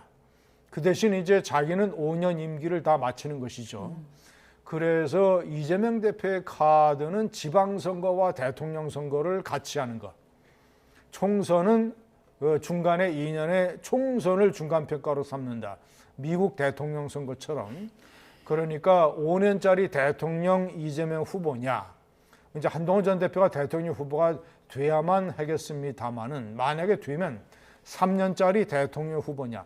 3년이냐 5년이냐. 이것이 아마 대통령 후보 토론에서 상당히 재미있는 화제가 될 것 같아요. 어쨌거나 한동훈 대표는 북콘서트 책을 출간한 이후로 본인이 어떤 뉴스메이커로 개헌론의 주도권을 잡는 데에 일단은 첫 번째 포석은 나름대로 의미가 있는 것 아니겠는가 이렇게 판단이 됩니다. 네, 자 이재명 대표 행보도 좀 보겠습니다. 어제 이제 임종석 전 비서실장과 만났는데 임종석 전 실장이 이런 말을 했어요. 앞으로도 좋은 소리보다는 쓴소리를 많이 하겠다. 그러면서 이재명을 넘어서려고 노력하는 분들을 성원하고 지지할 생각이다. 이거 뭐 어떤 의미로 받아들여야 될까요? 그러니까 임종석 전 실장이 이제 이재명 대표가 각을 많이 세웠죠. 네. 비명계 주자들 중에서 아주 사이가 안 좋았고 지난 총선 때 사실상 배제된 거나 마찬가지니까. 근데 저 상황 속에서 임종석 전 실장이 이재명 대표에게 아주 별 의미 없는 밋밋한 얘기하면 아무 의미가 없죠. 저 정도 얘기하면 나는 당신보다 더 넘어가는 사람을 지지하겠다. 이건 사실은 이재명 대표 듣기에도 그 나쁜 얘기도 아니고 임 실장이 보기에도 할 말 하는 거고 뭔가 좀 쓴소리도 하는 거하고 각을 세우는 거 같고 말이죠. 그러나 그렇게 이재명 대표에 대해서 직격을 날린 것도 아니에요. 저에게는. 네. 현재 이재명 대표의 행보나 발언이나 이런 걸 가지고 직격을 해야지 저격이 되는 것이지 저건 저격도 아니에요. 다시 말해서 이재명 대표의 지금 요즘의 행보라는 건 대단히 여유가 있어 보여요. 임 시장이 저 정도 얘기하는 거 가지고 그렇게 발끈할 이유가 없는 거거든요. 다시 말하면 민주당 내의 다양성, 역동성 이런 것들을 뭔가 보여주는 계기가 되는 것이고 임종석 전 실장은 전 실장대로 뭔가나 할 말은 한다라는 자기의 존재감을 보여주고 또 대선 국면에서 할 일들이 있지 않겠어요? 이게 왜냐면 지금 김부겸, 김동연, 김경수 뭐 등등 여러분이 있잖아요. 임종석 전 실장도 있고. 근데 이분들이 그렇게 지금 이재명 대표에게 적어도 현 단계에서는 필적할 만한 그런 어떤 세라든지 임팩트가 있는 그런 메시지를 내지 못하고 있다고요. 그런 상황 속에서 그냥 같은 행보를 하는 거예요. 그래서 어제인가요? 만나요? 어제인가 오늘인가 모르겠는데 그 만나면서 한 저 발언 전 크게 의미 있는 것 같지는 않아요. 엄청나게 무슨 각을 세우고 비명이 다시 세력 형성. 단 2심 판결이 어떻게 될지 모르겠어요. 항소심 판결이 이재명 대표. 항소심 판결이 이재명 대표에게 불리하게 나면 지금 개헌 얘기도 있는 거 아니에요. 개헌이 지금 원래 개헌이라는 게 많은 사람들이 공감하는 거예요. 87 체제를 종식하자. 근데 개헌이 이상하게 됐어요. 지금 이 프레임이 개헌을 얘기하면 뭔가지 윤석열 대통령의 탄핵에 반대한 듯한. 대통령이 그 최후 진술에서 그 얘기 했기 때문에. 그리고 개헌을 찬성해야지 이제 윤 대통령 측에 쓰는 것 같고 그리고 이재명 대표의 측에 쓰려면 개헌을 반대해야 되는 거예요. 아주 애매모호한 프레임이 형성되는 것 같아요. 이건 아주 바람직하지 못하다. 이게 개헌이 또다시 정치적인 하나의 그 수단으로 활용되고 악용될 수 있다는 면에서 전 대단히 우려스러워요. 이 개헌 자체가 말이죠. 그래서 아무튼 저 얘기 다시 본론으로 돌아가서 저 얘기는 엄청나게 무슨 임 실장이 대표에게 이 대표에게 무슨 각을 세운 얘기는 아니다. 그렇게 봅니다. 네, 어제는 임종석 전 실장, 오늘은 또 김동연 경기지사를 만난다고 하는데 앞으로의 행보가 좀 당내 통합을 이뤄낼 수 있을지 지켜봐야겠습니다. 자, 이번에는 여론조사 결과를 좀 보도록 하겠습니다. 윤 대통령 탄핵 찬반에 대한 여론부터 좀 보도록 할까요? 네, 탄핵 찬성한다는 여론조사 결과. 네. 대통령 탄핵 찬반에 대한 여론부터 한번 보도록 하겠습니다. 일단 탄핵 찬성 59% 나왔고요. 반대 35% 나왔습니다. 그리고 정권 교체에 대한 의견을 묻는 질문에는 네, 다음 보시죠. 자, 현 정권 유지, 여당 후보가 당선됐으면 한다 38%, 정권이 교체돼야 한다라는 응답은 51%로 나왔습니다. 자, 그리고 정당 지지도도 함께 보겠습니다. 네, 더불어민주당 38%, 국민의힘 36%, 한 2%포인트 오차 범위 안의 결과가 나왔습니다. 자, 두 분의 추이 좀 분석 들어보고 싶은데 어떠십니까? 시간이 지날수록 지금 탄핵을 찬성하는 쪽이 많이 늘어나고 정권 교체를 지지하는 쪽도 많이 늘어나고 민주당도 많이 회복을 하고 이런 식의 추세가 이어지고 있습니다. 그러니까 점점 격차가 더 벌어지고 있어요. 저는 가장 큰 원인은 헌법재판소 변론에서 윤석열 대통령이 상당히 실패를 하고 많은 점수를 깎는 이런 모습을 보인 결과라고 봅니다. 그러니까 그 전에 헌법재판소 변론 초기만 하더라도 이 체포영장 파동, 이 서부지법 판사 쇼핑 파동, 공수처 파동 이런 걸로 인해서 윤석열 대통령에 대한 동정론이 상당 부분 강하게 대두가 됐었는데 윤 대통령이 헌재 변론에서 여러 가지 얘기한 것들이 사실관계에 많이 맞지 아니하고 더군다나 아니 아무 일도 일어나지 않는데 이것이 호수 위에 달 그림자를 쫓는 것 아니냐라는 식으로 발언한 것이 상당히 민심 이반을 가져왔다. 특히 가장 보도는 안 됐습니다만은 저 여론조사에서 중도층이 상당 부분 탄핵 쪽으로 기울었어요. 네. 더 많은 격차로. 그래서 제가 판단할 때는 1차로 중도층에서 윤석열 대통령의 등을 돌린 부분들이 상당 부분 이어지고 있다. 그리고 보수층도 이 강경 보수, 윤 대통령을 지켜야 된다고 하는 강경 보수 외에 나름대로 탄핵에 찬성을 하는 합리적인 보수층이 점점 더 늘어나고 있다. 이렇게 저는 추세를 분석을 합니다. 네, 최 교수님께서는 여론 흐름 좀 어떻게 저도 뭐 같은 생각인데 사필 규정입니다. 최종적으로 헌법재판소에서 인용을 할지 기각을 할지 대통령을 파면할지 모르겠는데 전 저런 흐름이 전 맞다고 봐요.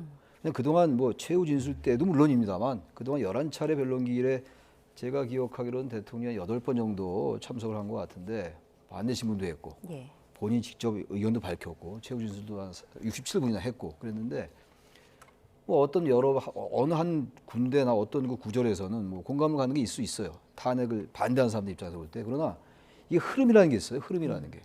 역사의 도도한 흐름도 있는 것이고 역사의 사필 규정도 있어요. 저는 이런 상황이기 때문에 물론 최후 진술 때 그런 모습을 보이고 대통령이 썩 그렇게 그 책임을 지는 얘기도 안 했고 승복 얘기도 끝까지 안 했고 통합해야 된다는 얘기도 안 했어요. 단지 개헌을 통해서 통합한다는 아주 두리뭉실한 얘기를 했고 말이죠. 이런 부분이 영향을 미친 건데 그게 아니더라도 워낙 많은 증거들이 있어요. 많은 증거도 있고 체포 지시 안 했다고 했는데 거기에 많은 퍼즐이 맞춰지고 있는 거 아니겠습니까? 홍장원 전 차장에 대해서 많은 그 신뢰를 떨어뜨리는 노력도 있었습니다만 탄핵 반대한 대통령 측에서 말이죠. 그런 어쨌든 체포 명단이 있었다는 그런 것들이 대충 인식이 돼가기 시작했다고요. 그러니까 중도층 거의 압도적으로 탄핵 찬성이 많잖아요. 따라서 저는 이 부분이 이 흐름이 앞으로 더 벌어졌지 더 좁혀질 가능성은 없다. 최종적으로 어떤 판단이 내릴지 모르겠으나 헌재에 의해서 저는 역사의 흐름으로서 당연한 사필 규정적인 흐름이 아닌가라고 저는 생각을 합니다. 네, 알겠습니다. 지금까지 두 분과 함께 전국 상황 짚어봤습니다. 김진전 중앙일보 논설위원, 최창렬 용인대 특임교수와 함께했습니다. 고맙습니다. 네.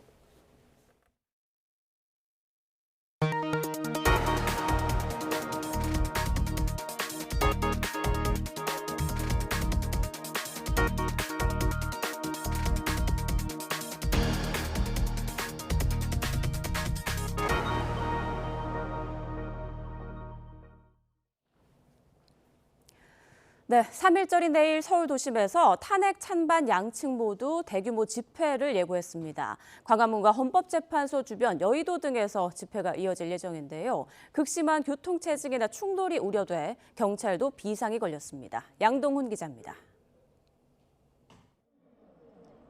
3.1절인 내일 오후 서울 각지에서 대규모 탄핵 찬반 집회가 예고돼 곳곳에서 극심한 교통체증이 우려됩니다. 우선 광화문 근처에서 탄핵 찬반 집회가 각각 열립니다.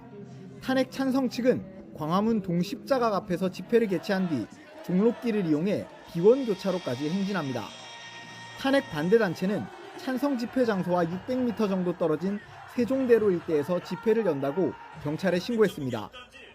이에 따라 오후 1시쯤부터는 세종대로와 태평로, 사직로 등이 집회 상황에 따라 통제될 가능성이 큽니다.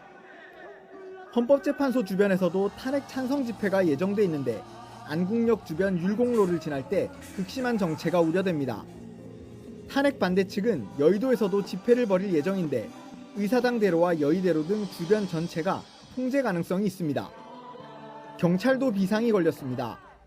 박현수 서울경찰청장 직무대리는 기동본부를 직접 찾아 단체 간 충돌이 벌어지지 않도록 적극적으로 대응해달라고 당부했습니다.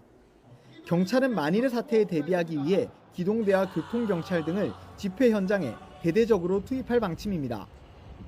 서울교통공사도 광화문역과 시청역, 안국역, 여의도역 등 8개 역에 안전관리 인력 120여 명을 배치하기로 했습니다. 또 사람이 몰릴 경우 무정차 통과와 출입구 폐쇄 등이 이뤄질 수 있다고 강조했습니다. YTN 양동훈입니다. 이런 가운데 윤석열 대통령의 비상계엄 선포로 한국의 민주주의 지수가 역대 최저점을 기록하며 10계단 하락했습니다. 완전한 민주주의 국가였던 우리나라는 4년 만에 결함 있는 민주주의로 떨어졌습니다. 김도원 기자입니다. 윤석열 대통령의 갑작스러운 비상계엄 선포는 외국에도 커다란 충격이었습니다. I do not believe that the claim that this is prompted by a North Korean threat to South Korean democracy is valid. This appears to be a pretext. 비상계엄 여파로 우리나라의 민주주의 지수가 크게 떨어졌다는 분석이 나왔습니다.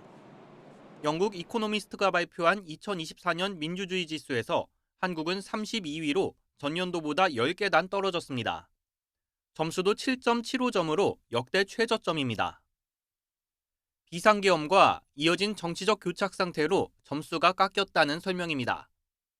또 계엄 이후 국회는 물론 국민 사이에서도 정치적 긴장이 높아졌으며 민주주의에 대한 대중의 불만이 커질 수 있다는 우려가 나왔습니다. 2020년 이후 4년 동안 완전한 민주주의로 분류됐던 우리나라는 이번에 결함 있는 민주주의로 강등됐습니다. 미국은 한 계단 올라 28위를 기록했지만 트럼프 대통령이 취임한 올해는 큰 문제를 겪을 것으로 예상됩니다. 아시아에서는 타이완이 12위로 가장 높았지만 2계단 낮아졌고 일본 16위, 중국 145위를 기록했습니다. 1위는 노르웨이가 9.81점으로 16년 연속 자리를 지켰습니다. YTN 김도원입니다. 오늘도 3월 하순 같은 포근한 날씨가 이어지지만 낮부터 스모그가 유입돼 중서부 지역의 공기가 탁해질 것으로 보입니다. 내일부터 사흘간 이어지는 3.1절 연휴에는 전국에 비바람이 몰아치고 영동은 폭설이 쏟아질 전망입니다. 취재기자 연결해서 자세한 날씨 전망 살펴보도록 하겠습니다. 김민경 기자, 오늘도 날이 꽤 포근하던데 이 수도권은 초미세먼지 농도가 나쁨 수준으로 올랐다고요? 네, 정오 기준 서울 기온은 9.1도인 가운데 한낮에는 3월 중하순 수준인 12도까지 오를 걸로 보입니다. 한반도 남쪽에 있는 고기압의 영향으로 따뜻한 남서풍이 불어오기 때문인데요. 문제는 이 서풍을 타고 중국발 스모그가 중부지방으로 유입되면서 공기가 점차 탁해지고 있다는 점입니다. 아침까지는 대기질이 비교적 양호했지만 지금은 서울을 포함한 수도권의 초미세먼지 농도가 나쁨 수준으로 올랐습니다. 대기가 다소 정체되면서 먼지가 쌓여 탁한 공기는 내일도 이어질 걸로 보이는데요. 내일 중서부와 일부 대구 경북 지역은 초미세먼지 농도가 나쁨 수준이 예상되지만 점차 비구름이 유입되면서 해소될 전망입니다. 네, 내일부터 시작이 되는 3.1절 연휴에는 전국적으로 비바람에 이 동해안은 폭설까지 쏟아진다고 하죠. 네, 한반도 북쪽의 찬 공기와 남쪽의 따뜻한 공기가 충돌하면서 대기가 불안정해져 우리나라의 긴 띠 모양의 구름대가 지날 걸로 보이기 때문입니다. 이 비는 내일 오전에 제주도와 호남 지역부터 내리기 시작해 오후에 전국으로 확대될 걸로 보입니다. 고비는 모레부터로 전국에 강풍을 동반한 나는 비가 예상되는데요. 우선 모레까지 제주 산간에 많게는 80mm 이상, 수도권 등 내륙에도 최대 40mm에 달하는 비가 내릴 걸로 보입니다. 비는 화요일까지 이어질 걸로 보여 일부 지역에서는 예상 강수량이 더욱 늘어날 수 있습니다. 특히 이번에는 찬 공기가 북동쪽에서 내려오면서 동해안 지역에 많은 눈을 뿌릴 전망인데요. 동해안 역시 연휴 이후인 수요일까지 눈이 길게 이어지겠고 영동과 산간에는 최대 50cm의 폭설이 쏟아질 걸로 보입니다. 연휴 기간 강풍과 높은 파도로 인해 항공기와 여객선이 취소되거나 지연될 가능성이 있어 미리 수시로 확인하시는 게 좋겠습니다. 지금까지 과학기상부에서 YTN 김민경입니다. 그제 인천에 있는 빌라에서 불이 나 혼자 있던 초등학생이 2도 화상을 입고 아직 의식을 되찾지 못하고 있습니다. 불이 난 집에는 빈 컵라면 용기만 가득 남아 있었습니다. 사건 소식 김희영 기자가 취재했습니다. 새까맣게 타버린 집안에 다 먹은 컵라면 그릇이 쌓여 있습니다. 인천 서구 심곡동에 있는 4층짜리 빌라 꼭대기층에서 불이 났다는 신고가 접수된 건 오전 10시 40분쯤입니다. 집안에 있던 12살 초등학생이 2도 화상을 입고 심폐소생술을 받으며 병원에 옮겨졌지만 아직 의식을 차리지 못했습니다. 파손된 부탄가스 용기가 현장에서 발견된 것으로 전해진 가운데 소방당국은 작은 방에서 불이 시작된 것으로 보고 원인을 조사하고 있습니다. 피해 아동의 아버지는 신장 장애를 앓아 어머니가 일을 해왔는데 화재 당시 집에는 방학을 맞은 아이만 혼자 있었던 것으로 파악됐습니다. 구청 관계자는 긴급 생계비를 지원한다며 차후 상담을 통해 추가적인 지원 방안을 마련할 계획이라고 설명했습니다. 오후 2시 50분쯤에는 김포공항 근처에 있는 비닐하우스에서 불이 나 3개의 동이 탔지만 다친 사람은 없었습니다. 한국공항공사 관계자도 공항 외부 화재로 인한 항공기 운항 차질은 없었다고 설명했습니다. 비슷한 시각 경기 광주 고산동에 있는 식품 저장 창고에서 화재가 발생해 대응 1단계가 발령됐습니다. 소방당국은 30여 분 만에 큰 불길을 잡았는데 60대 남성이 직접 불을 끄려다 얼굴에 화상을 입어 병원으로 옮겨졌고 3명이 스스로 대피했습니다. YTN 김희영입니다. 오늘 아침 7시쯤 대전 관평동의 아파트 18층에서 불이 나 20여 분 만에 꺼졌습니다. 집안에 있던 3명 등 주민 50여 명이 긴급 대피해 인명피해는 없었습니다. 소방당국은 정확한 화재 원인과 피해 규모를 조사하고 있습니다. 어젯밤 9시 반쯤 전북 전주시 용복동에 있는 한 주택에서 불이 나 2시간 20여 분 만에 꺼졌습니다. 이 불로 주택 일부와 비닐하우스 등이 불에 탔지만 인명피해는 없었습니다. 경찰은 화목보일러 불씨를 부주의하게 취급해 불이 시작된 것으로 보고 정확한 화재 원인을 조사하고 있습니다. 어젯밤 11시 50분쯤 경북 경산시 남천면의 기계설비 제조공장에서 불이 나 2시간 10여 분 만에 꺼졌습니다. 다친 사람은 없고 2층짜리 공장 건물과 기계 등이 모두 타 소방서 추산 4,700만 원의 재산 피해가 났습니다. 경찰과 소방당국은 정확한 화재 원인을 조사하고 있습니다. 보행자를 친 교통사고의 14%가 후진 중에 발생한 것으로 나타났습니다. 후진 차량에 치여서 사망한 사람의 86%는 65세 이상 고령자였는데요.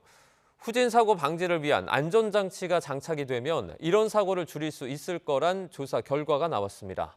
류한홍 기자입니다.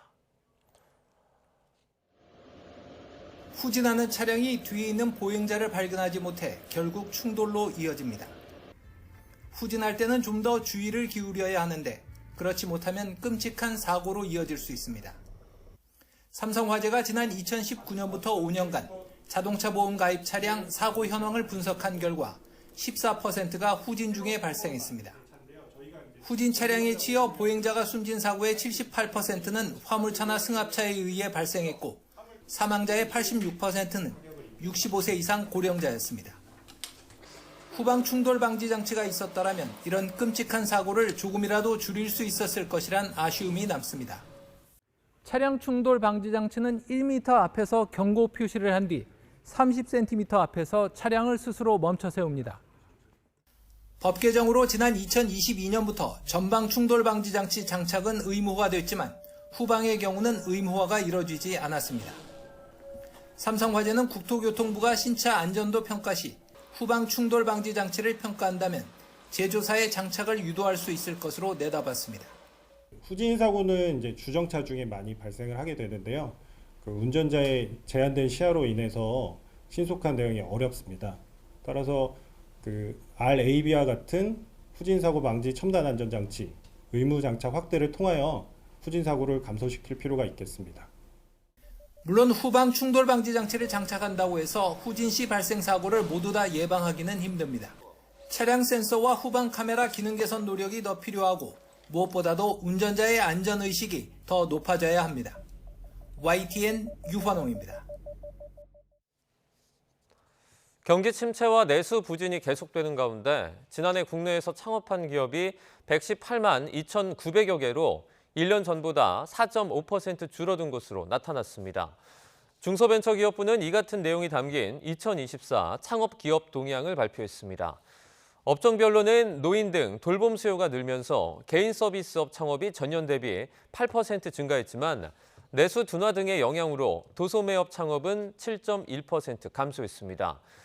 중기부는 특히 중국 이커머스 업체의 국내 진출과 티몬 위메프 사태 등이 도소매업 창업에 부정적인 영향을 미친 것으로 분석했습니다. 기존 마약류의 일부 구조를 변경하는 등의 방법으로 합성이 된 신종 물질 7종이 신규 마약류로 지정됩니다. 식품의약품안전처는 유엔에서 통제물질로 지정 예정인 헥사히드로칸나비놀과 국내심의위원회에서 마약류로 지정 결정한 에토미데이트 등 7종 물질을 마약 또는 향정신성 의약품으로 지정하는 내용의 법률 개정안을 입법 예고했습니다.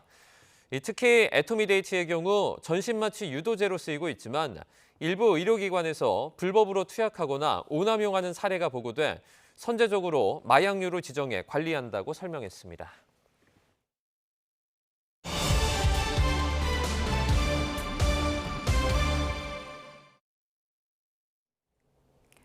네, 북한이 지난 26일 서해 해상에서 전략 순항 미사일 발사 훈련을 진행했다고 밝혔습니다. 또 우크라이나전 종전 논의가 이루어지고 있는 가운데 젤렌스키 우크라이나 대통령이 미국에 방문해 광물 협정에 서명할 예정인데요. 북한과 우크라이나전 상황에 대해서 김재천 서강대 국제대학원 교수와 함께 얘기 나눠보도록 하겠습니다. 안녕하십니까? 안녕하세요. 네, 자 북한이 김정은 위원장이 참관한 가운데 전략 순항 미사일 발사 훈련을 했다 이렇게 밝혔는데요. 네. 어떤 의도가 담겼다고 보세요? 지금 뭐 우크라이나 전쟁 종전 협상이 급물살을 타고 있는 상황에서 예. 조금 뭐 존재감을 알리려고 한 것이 아닐까. 그러니까 지금 이 푸틴 대통령과 트럼프 대통령이 지난 12일에 통화를 했습니다. 그러면서 지금 종전 협상이 정말로 급물살을 탄 그런 형국인데요. 러시아와 미국이 다시 이제 경제 교류를 시작하고 전면적인 어떤 외교 교류도 재개를 한다 그러니까 이제 이런 상황에서 조금 북한이 이 협상을 하는데 우리의 입장도 좀 반영을 해줘 뭐 이제 이런 의도도 있을 것 같고. 그리고 이 최근에 이 트럼프 2기 행정부에서 우리의 대북 정책의 최종적인 목표는 비핵화라는 점을 3번이나 이제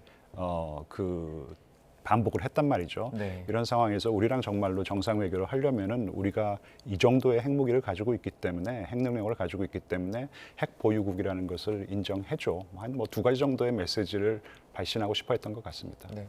그러면 지금 말씀하신 것의 좀 연장선에서 북한이 이번에 미사일 발사 훈련을 공개하지 않았습니까? 네네. 네, 그런 이유도 좀 거기에 부합한다고 생각하십니까? 그렇죠. 그리고 이제 이번에는 보통 이제 동해에서 이런 실험 발사 훈련을 하는데 이번에는 서해에서 했단 말이죠. 네. 이제 그만큼 우리는 어디서든지 할 수 있다. 그러니까 전략적인 깊이를 보여주는 것이고, 그리고 또 중국에게도 이제 메시지를 보내려고 하는 것이 아닌가. 그러니까 우리가 동쪽으로만 이 미사일을 쏴보낼 수 있는 게 아니고 서쪽으로도 쏴보낼 수 있는 것이다. 그러니까 이제 좀 우리의 능력을 조금 알아봐 줘. 우리 여기 있어. 우리 무시하지 마. 지금 조금 상황이 북한에게 불리하게 돌아가는 것이기도 하거든요. 우크라이나 전쟁이 끝나면은 애써 북한이 이 러시아에 파병을 했는데 이제는 그런 그 북한의 군인이 필요 없기 때문에 러시아에 대한 북한의 전략적인 가치가 좀 떨어질 수 있기 때문에 그런 상황에 대해서 계속해서 존재감을 조금 보여주려고 하는 것 같아요. 일단 관심 끌기의 일환이다 이렇게 보면 되겠군요.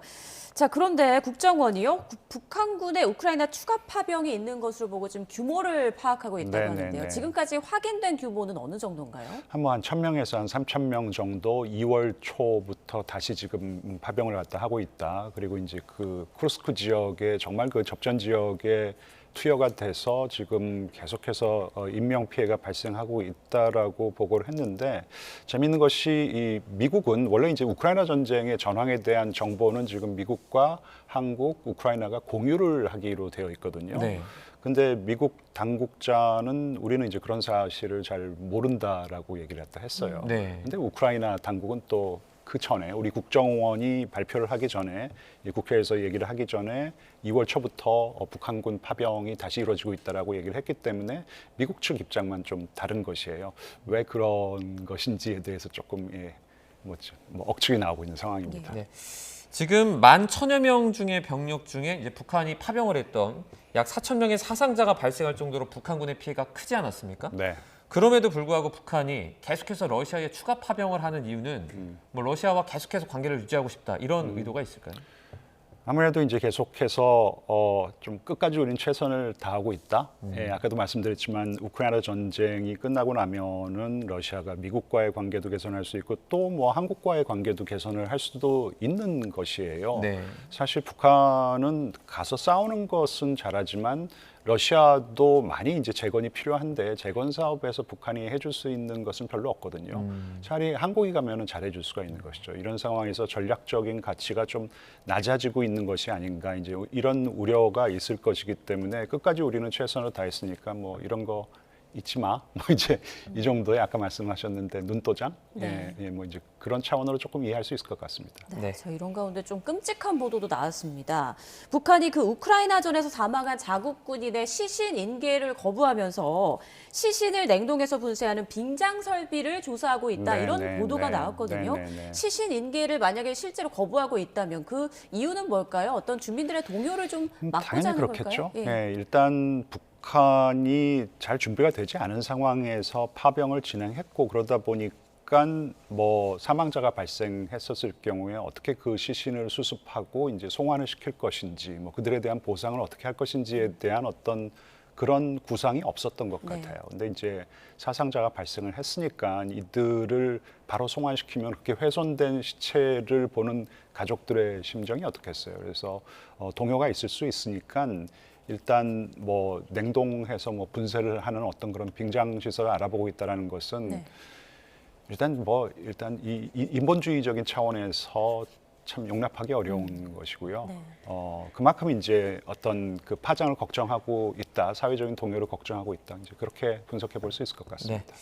러시아 쿠르스크에 투입이 된 이제 북한군의 일부가 집단으로 투항을 할 수도 있다 이런 분석이 나오는데 이건 어떻게 보십니까? 그래서 저는 그런 가능성은 낮게 생각하고요.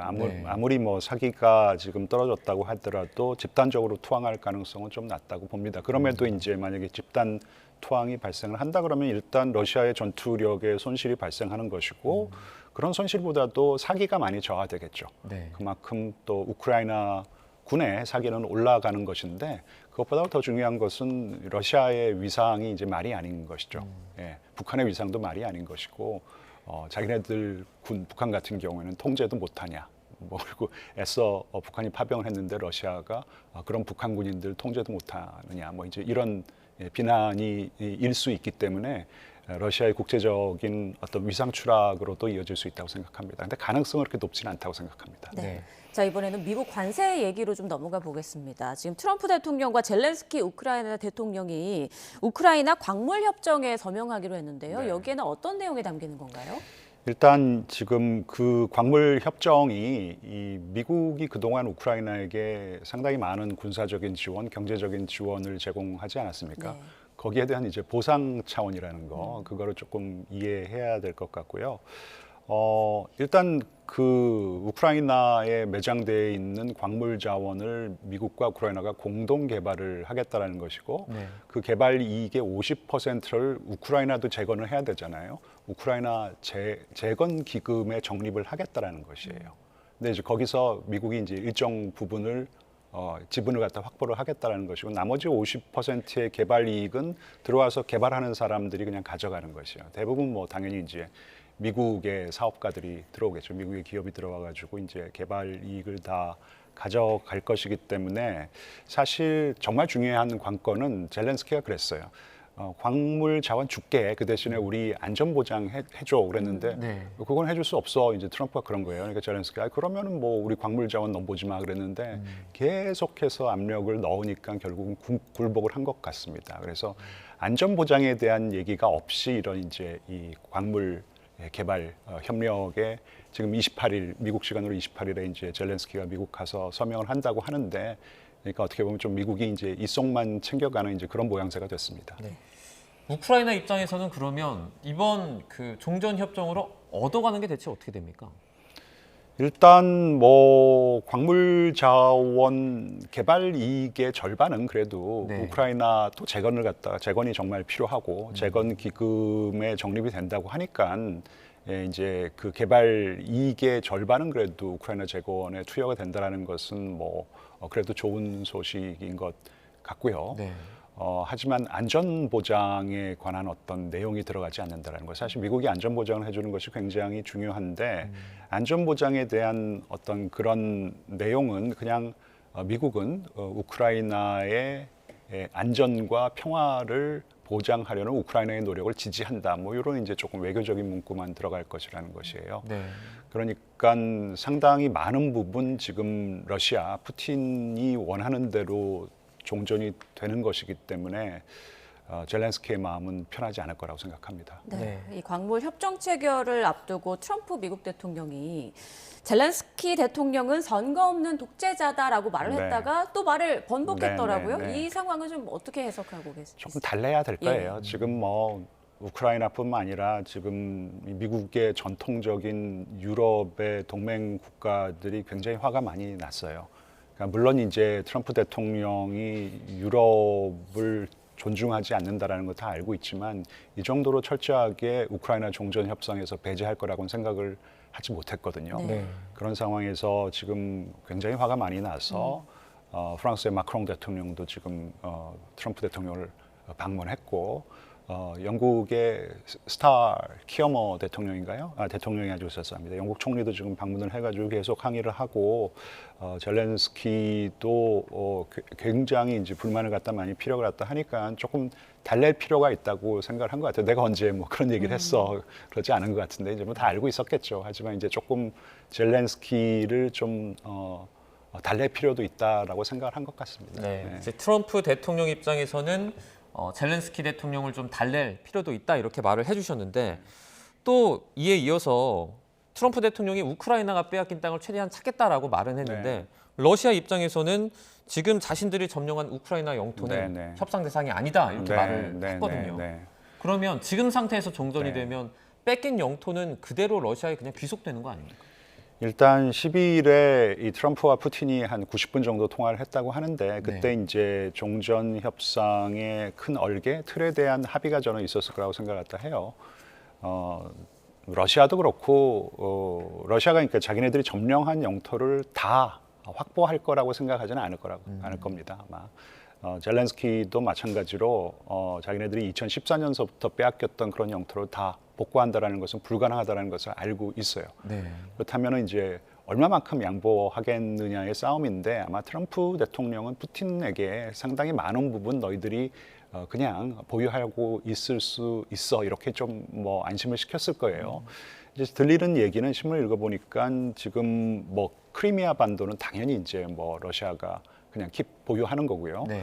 하지만 지금 점령한 그 북동부의 뭐 돈바스 지역이라 그러죠. 뭐 루한스크, 도네츠크 요 지역은 그냥 그대로 고스란히 러시아가 지키고 하지만 그 남쪽으로 좀 내려가면은 자포리아나 뭐 헤르손 뭐 이런 지역은 그래도 어느 정도는 우크라이나가 좀 되찾을 수 있지 않을까, 수복할 수 있지 않을까 이제 이런 분석이 나오는데 네. 얼마만큼의 차이, 그러니까 뭐 얼마만큼 양보하느냐의 차이기 때문에 러시아에게 조금 더 유리한 방향으로 타협안을 찾을 수는 있을 거라고 생각합니다. 네. 네.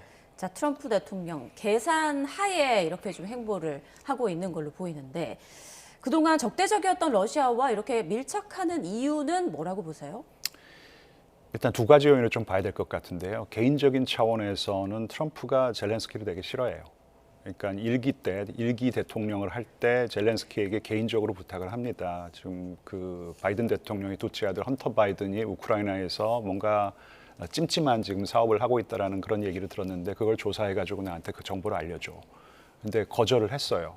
근데 이제 그 사실이 알려지면서 나중에 이제 그런 것들이 트럼프 탄핵 기소로 이어진 거거든요. 그래서 거기에 대해서 앙심을 품고 있고 푸틴에게는 개인적으로 빚진 게 좀 있다고 합니다. 뭐 제가 이 자리에서 조금 말씀드리기는 어려운데 그런 어떤 개인적인 차원이 있고 그래서 이제 푸틴에게 조금 빚을 돌려줘야 되는 차원도 있고 더 중요한 것은 이제 구조적인 차원인데 트럼프는 러시아를 위협으로 생각하지 않아요. 러시아는 유럽의 위협이 되지 러시아는 미국에게 위협이 된다고 생각하지는 않습니다. 그러니까 러시아의 위협은 유럽 너희들이 알아서 해결을 하고 그럼 미국의 위협은 어느 국가냐? 결국 중국이거든요. 네. 그러니까 우크라이나에서 상황을 종료하고 우크라이나에 투여된 많은 자원을 지금 중국 견제, 중국으로부터 오고 있는 지금 가해지고 있는 위협을 막는데 집중하겠다. 뭐 이제 이런 어떤 전략적인 사고가 작용하고 있다고 생각합니다. 네.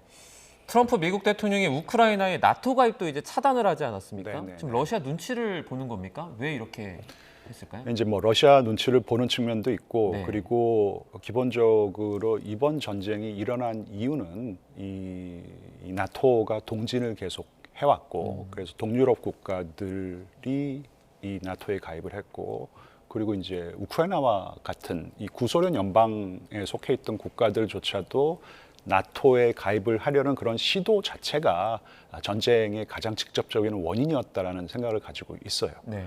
그러니까 이 나토에 우크라이나가 가입한다라는 것은 다시 전쟁의 원인을 제공한다라고 생각을 하고 있기 때문에 그건 절대로 안 된다라고 생각을 하는 것이에요. 네. 근데 이제 더 큰 문제는 사실 그렇다면은 우크라이나가 나토 가입을 못할 거라는 것은 젤렌스키 대통령도 알고 있어요. 네. 그건 불가능하다는 것을 자기 또 알고 있다라고 몇 번 피력을 하더라고요. 그렇다면 그에 상응하는 안전 보장을 해줘야 되는데 그러지 못하고 있다라는 거. 그래서 종전이 되더라도 이거는 굉장히 러시아에게 유리한 쪽으로 지금 종전이 되는 것이기 때문에 우크라이나의 안보 우려는 계속해서 지속될 가능성이 크다고 생각합니다. 네. 최근 북러 밀착도 좀 강화하는 모습입니다. 최근 그 푸틴 러시아 대통령이 크렘린궁을 방문한 리희용 북한 조선노동당 비서와 면담을 했다고 하는데요. 이 부분은 네. 어떻게 보세요? 이제 좀 계속 안심을 시키는 거죠. 사실 저는 조금 더 관심 있게 봤던 것이 이 말씀드렸듯이 12일에 이 트럼프 대통령과 푸틴이 굉장히 오랫동안 전화 통화를 합니다. 거의 한 90분에 가까운 전화 통화를 하는데 그러고 나서 다음 날 바로 중국의 시진핑 주석에게 이 화상 통화를 하자 그래서 화상 회의를 하면서 네.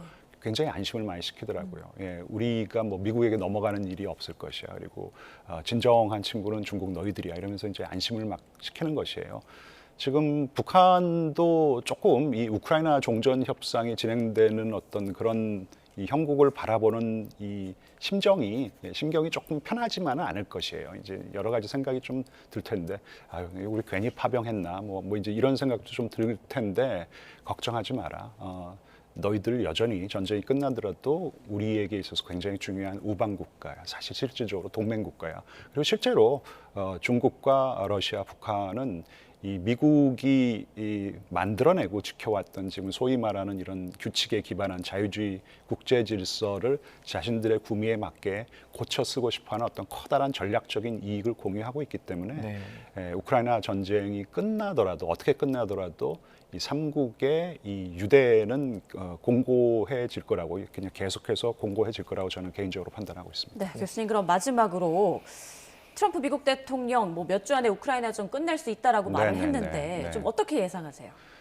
뭐 이 추세로라면은 이제 너무 많이 갔어요. 그래서 협상이 종결되고 뭐 종전 선언까지 갈 수 있을 것 같다라는 생각이 듭니다. 근데 더 중요한 것은 어떤 종전을 이뤄내냐는 것이에요. 이렇다면은 사실 그동안 3년 동안 서방의 많은 국가들이 우크라이나를 지원하는 것이 거의 수포로 돌아가는 것이거든요. 그러니까 2차 대전 이후에 이 미국이 확립한 어떤 질서 중에 가장 중요한 부분이 한 나라가 다른 국가의 영토를 탐해서는 안 된다라는 것입니다. 그리고 2차 대전이 끝나고 난 다음에 거의 그런 적이 없어요. 제 기억으로는. 근데 이게 나쁜 선례로 남는 것이죠. 그러니까 강국이 이제 자기네들이 그냥 하고 싶은 대로 다 하는 어떤 그런 국제 질서가 도래했다. 이제 이런 안 좋은 선례가 되는 것이고 우크라이나 입장에서는 그동안 열심히 싸웠는데 영토만 뺏기고 안전 보장을 받지 못한 채로 이제 종전이 될 수 있기 때문에 상당히 안보 우려가 계속 지속될 수밖에 없을 거라고 생각합니다. 알겠습니다. 북한과 우크라이나전 상황 살펴봤습니다. 김재천 서강대 국제대학원 교수와 함께했습니다. 고맙습니다. 네, 감사합니다.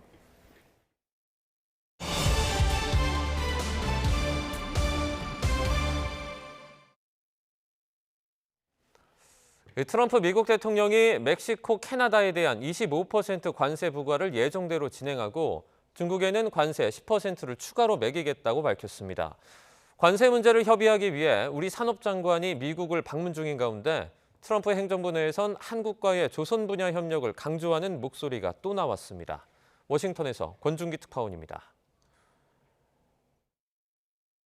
트럼프 미국 대통령은 캐나다와 멕시코에 대한 25% 관세를 유예 기간이 끝나는 다음 달 4일 부과하겠다고 밝혔습니다. 전날 강요회의에서 4월로 미룰 것처럼 말했지만 다시 3월 4일을 D-Day로 못 박은 겁니다.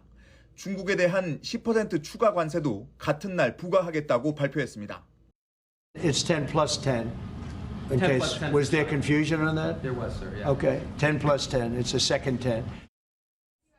트럼프 대통령은 마약 밀수가 전혀 줄어들지 않았다며 관세 부과를 감행할 수밖에 없다고 설명했습니다.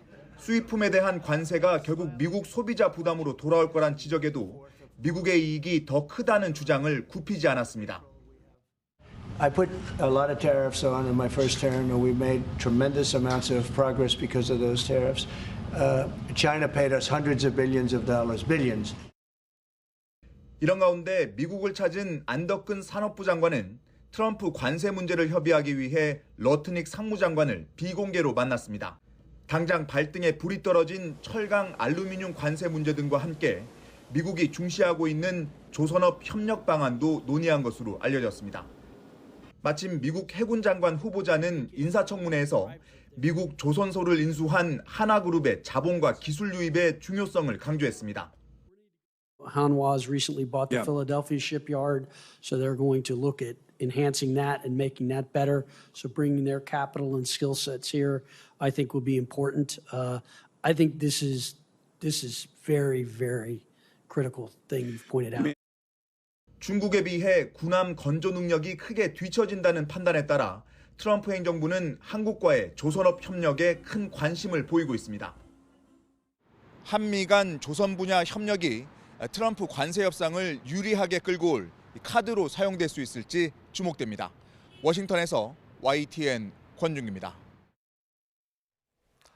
전 세계에서 나홀로 호황을 이어가던 미국 경제 성장 엔진에 이상 신호가 감지되고 있습니다.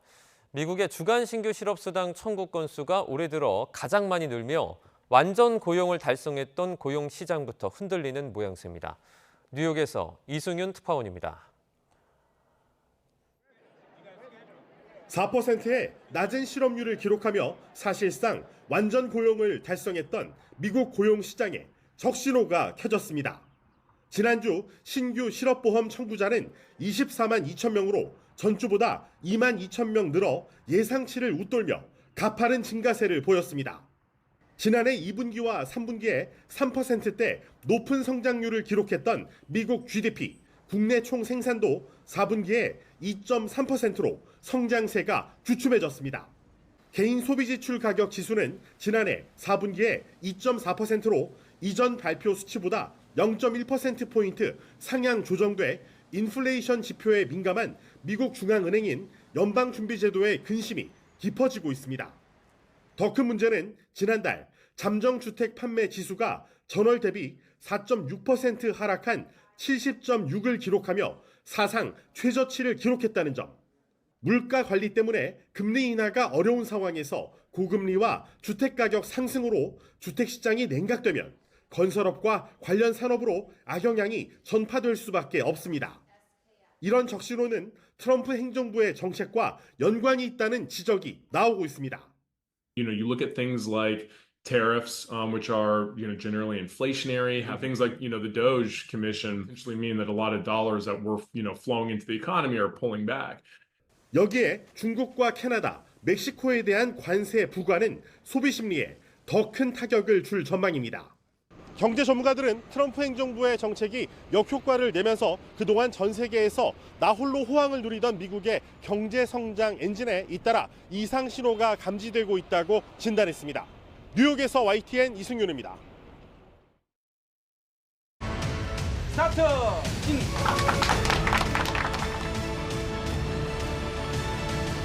워싱턴에서 IT 프로그램 센스에서 YTN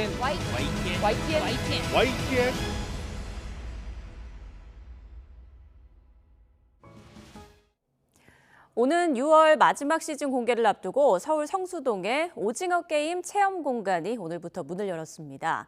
인기 콘텐츠를 오프라인에서 즐길 수 있는 엔터테인먼트 공간은 앞으로 계속 증가할 것으로 보입니다. 김승환 기자입니다.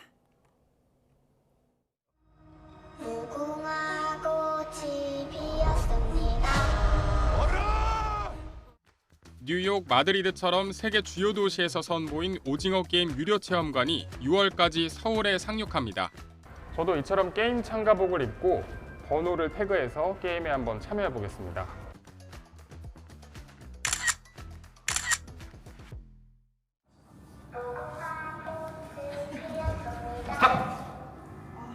영희가 돌아보면 얼음, 노래가 나오면 달리기. 핑크가드들이 돌아다니며 매의 눈으로 움직이는지 지켜봅니다.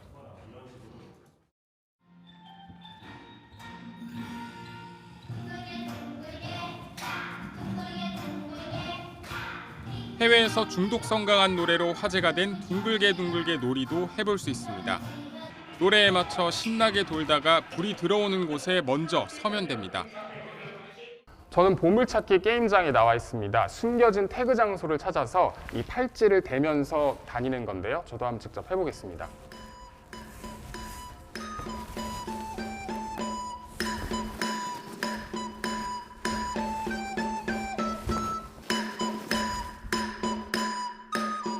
한 회차에 30명이 한 그룹이 돼 게임 6개를 체험합니다. 손목에 찬 밴드로 점수가 자동 계산돼 우승자가 가려지고 최후의 1위는 전체 상황을 지켜보는 프론트맨 공간에서 여유를 즐깁니다.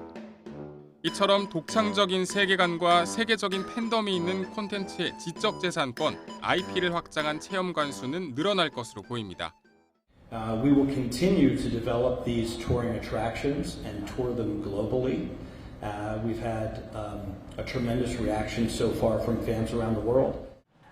오징어 게임 시리즈 흥행과 함께 이를 활용한 먹거리와 굿즈 등도 인기를 끌고 있는 만큼 콘텐츠 IP의 중요성은 더욱 커지고 있습니다.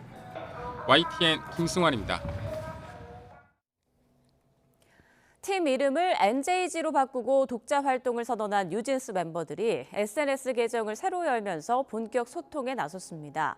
멤버들은 인스타 계정을 통해 새로 열게 된 유튜브와 X 등 SNS 계정 링크를 공유했습니다. 이와 함께 멤버 5명 이름 이니셜이 그려진 토끼 모양의 쿠키 영상도 공개했습니다. 어제 대중음악단체들은 누구도 법원 판단 전 계약 해지는 안 된다며 멤버들의 독자 행보를 비판했지만 멤버 측은 별다른 입장을 내진 않았습니다. 치정 문제로 식당 주인을 살해한 50대가 구속 상태로 검찰에 넘겨졌습니다. 경기 고양경찰서는 오늘 살인 혐의로 50대 여성 A씨를 구속 송치했다고 밝혔습니다. A씨는 지난 21일 저녁 8시 20분쯤 경기 고양시에 있는 음식점에서 흉기를 휘둘러 업주인 60대 여성을 살해한 혐의를 받고 있습니다. 지난해 12월 무안국제공항에서 발생한 제주항공 참사와 관련해 허위 사실을 유포한 유튜버가 구속됐습니다. 부산경찰청은 명예훼손 혐의 등으로 구속한 60대 유튜버 A씨와 불구속 상태로 입건한 70대 유튜버 B씨를 검찰에 송치할 예정입니다. 이 두 사람은 제주항공 참사 당시 관련 사진을 모두 가짜라고 주장하는 동영상을 만들어 지난해 12월 30일부터 지난달 21일까지 유튜브 등 동영상 플랫폼에 100여 차례 게시한 혐의를 받습니다. 오늘도 날은 포근하지만 초미세먼지가 말썽입니다. 3일절인 연휴가 시작되는 내일부터는 전국에 비바람이 몰아칠 전망인데요. 현장 연결해 자세한 날씨 알아봅니다. 윤수빈 캐스터. 네, 경의선 숲길에 나와 있습니다. 네, 오늘도 공기가 부드럽다고요? 네, 2월의 마지막 날인 오늘도 온화한 날씨가 이어지고 있습니다. 오후 들어 하늘이 점차 개면서 기온도 빠르게 오르고 있는데요. 현재 서울 기온은 11.3도를 보이고 있고요. 앞으로 기온은 조금 더 올라서 3월 하순만큼이나 포근하겠습니다. 다만 그만큼 크게 벌어지는 일교차는 주의해 주시기 바랍니다. 오늘 날은 포근하지만 초미세먼지가 말썽입니다. 중국발 스모그가 유입되면서 현재 서울 등 수도권 지역의 공기가 탁한데요. 점차 그 밖의 중서부 지방도 초미세먼지 농도가 짙어지겠습니다. 오늘 낮 기온은 예년 수준을 3에서 6도가량 웃돌겠습니다. 서울 한낮 기온 12도, 광주 15도, 대구는 17도까지 오르겠습니다. 내일부터 사흘간 3일절 연휴가 시작되는데요. 연휴 내내 전국적으로 비바람이 예상됩니다. 내일 오전 호남과 제주도에서 비가 시작돼 오후에는 그 밖에 전국으로 확대하겠고요. 일요일 밤부터 월요일 사이에는 중부 내륙을 중심으로 비가 눈으로 바뀌어 내리는 곳이 있겠습니다. 특히 영동 지방은 동풍의 영향으로 다음 주 수요일까지 최고 50cm의 눈폭탄이 예고됐습니다. 연휴 기간 교통대란이 우려되는 만큼 계획에 참고하셔야겠습니다. 또 비와 함께 바람이 무척 강하겠고 해상에서는 물결이 매우 높게 일겠습니다. 시설물 관리와 안전 사고에 유의해 주시고요. 해상교통 이용하시는 분들은 운항 정보 잘 확인하셔야겠습니다. 지금까지 YTN 윤수빈입니다. YTN 뉴스나우 마칩니다. 다음 주도 생생한 뉴스로 찾아뵙겠습니다. 여러분 고맙습니다.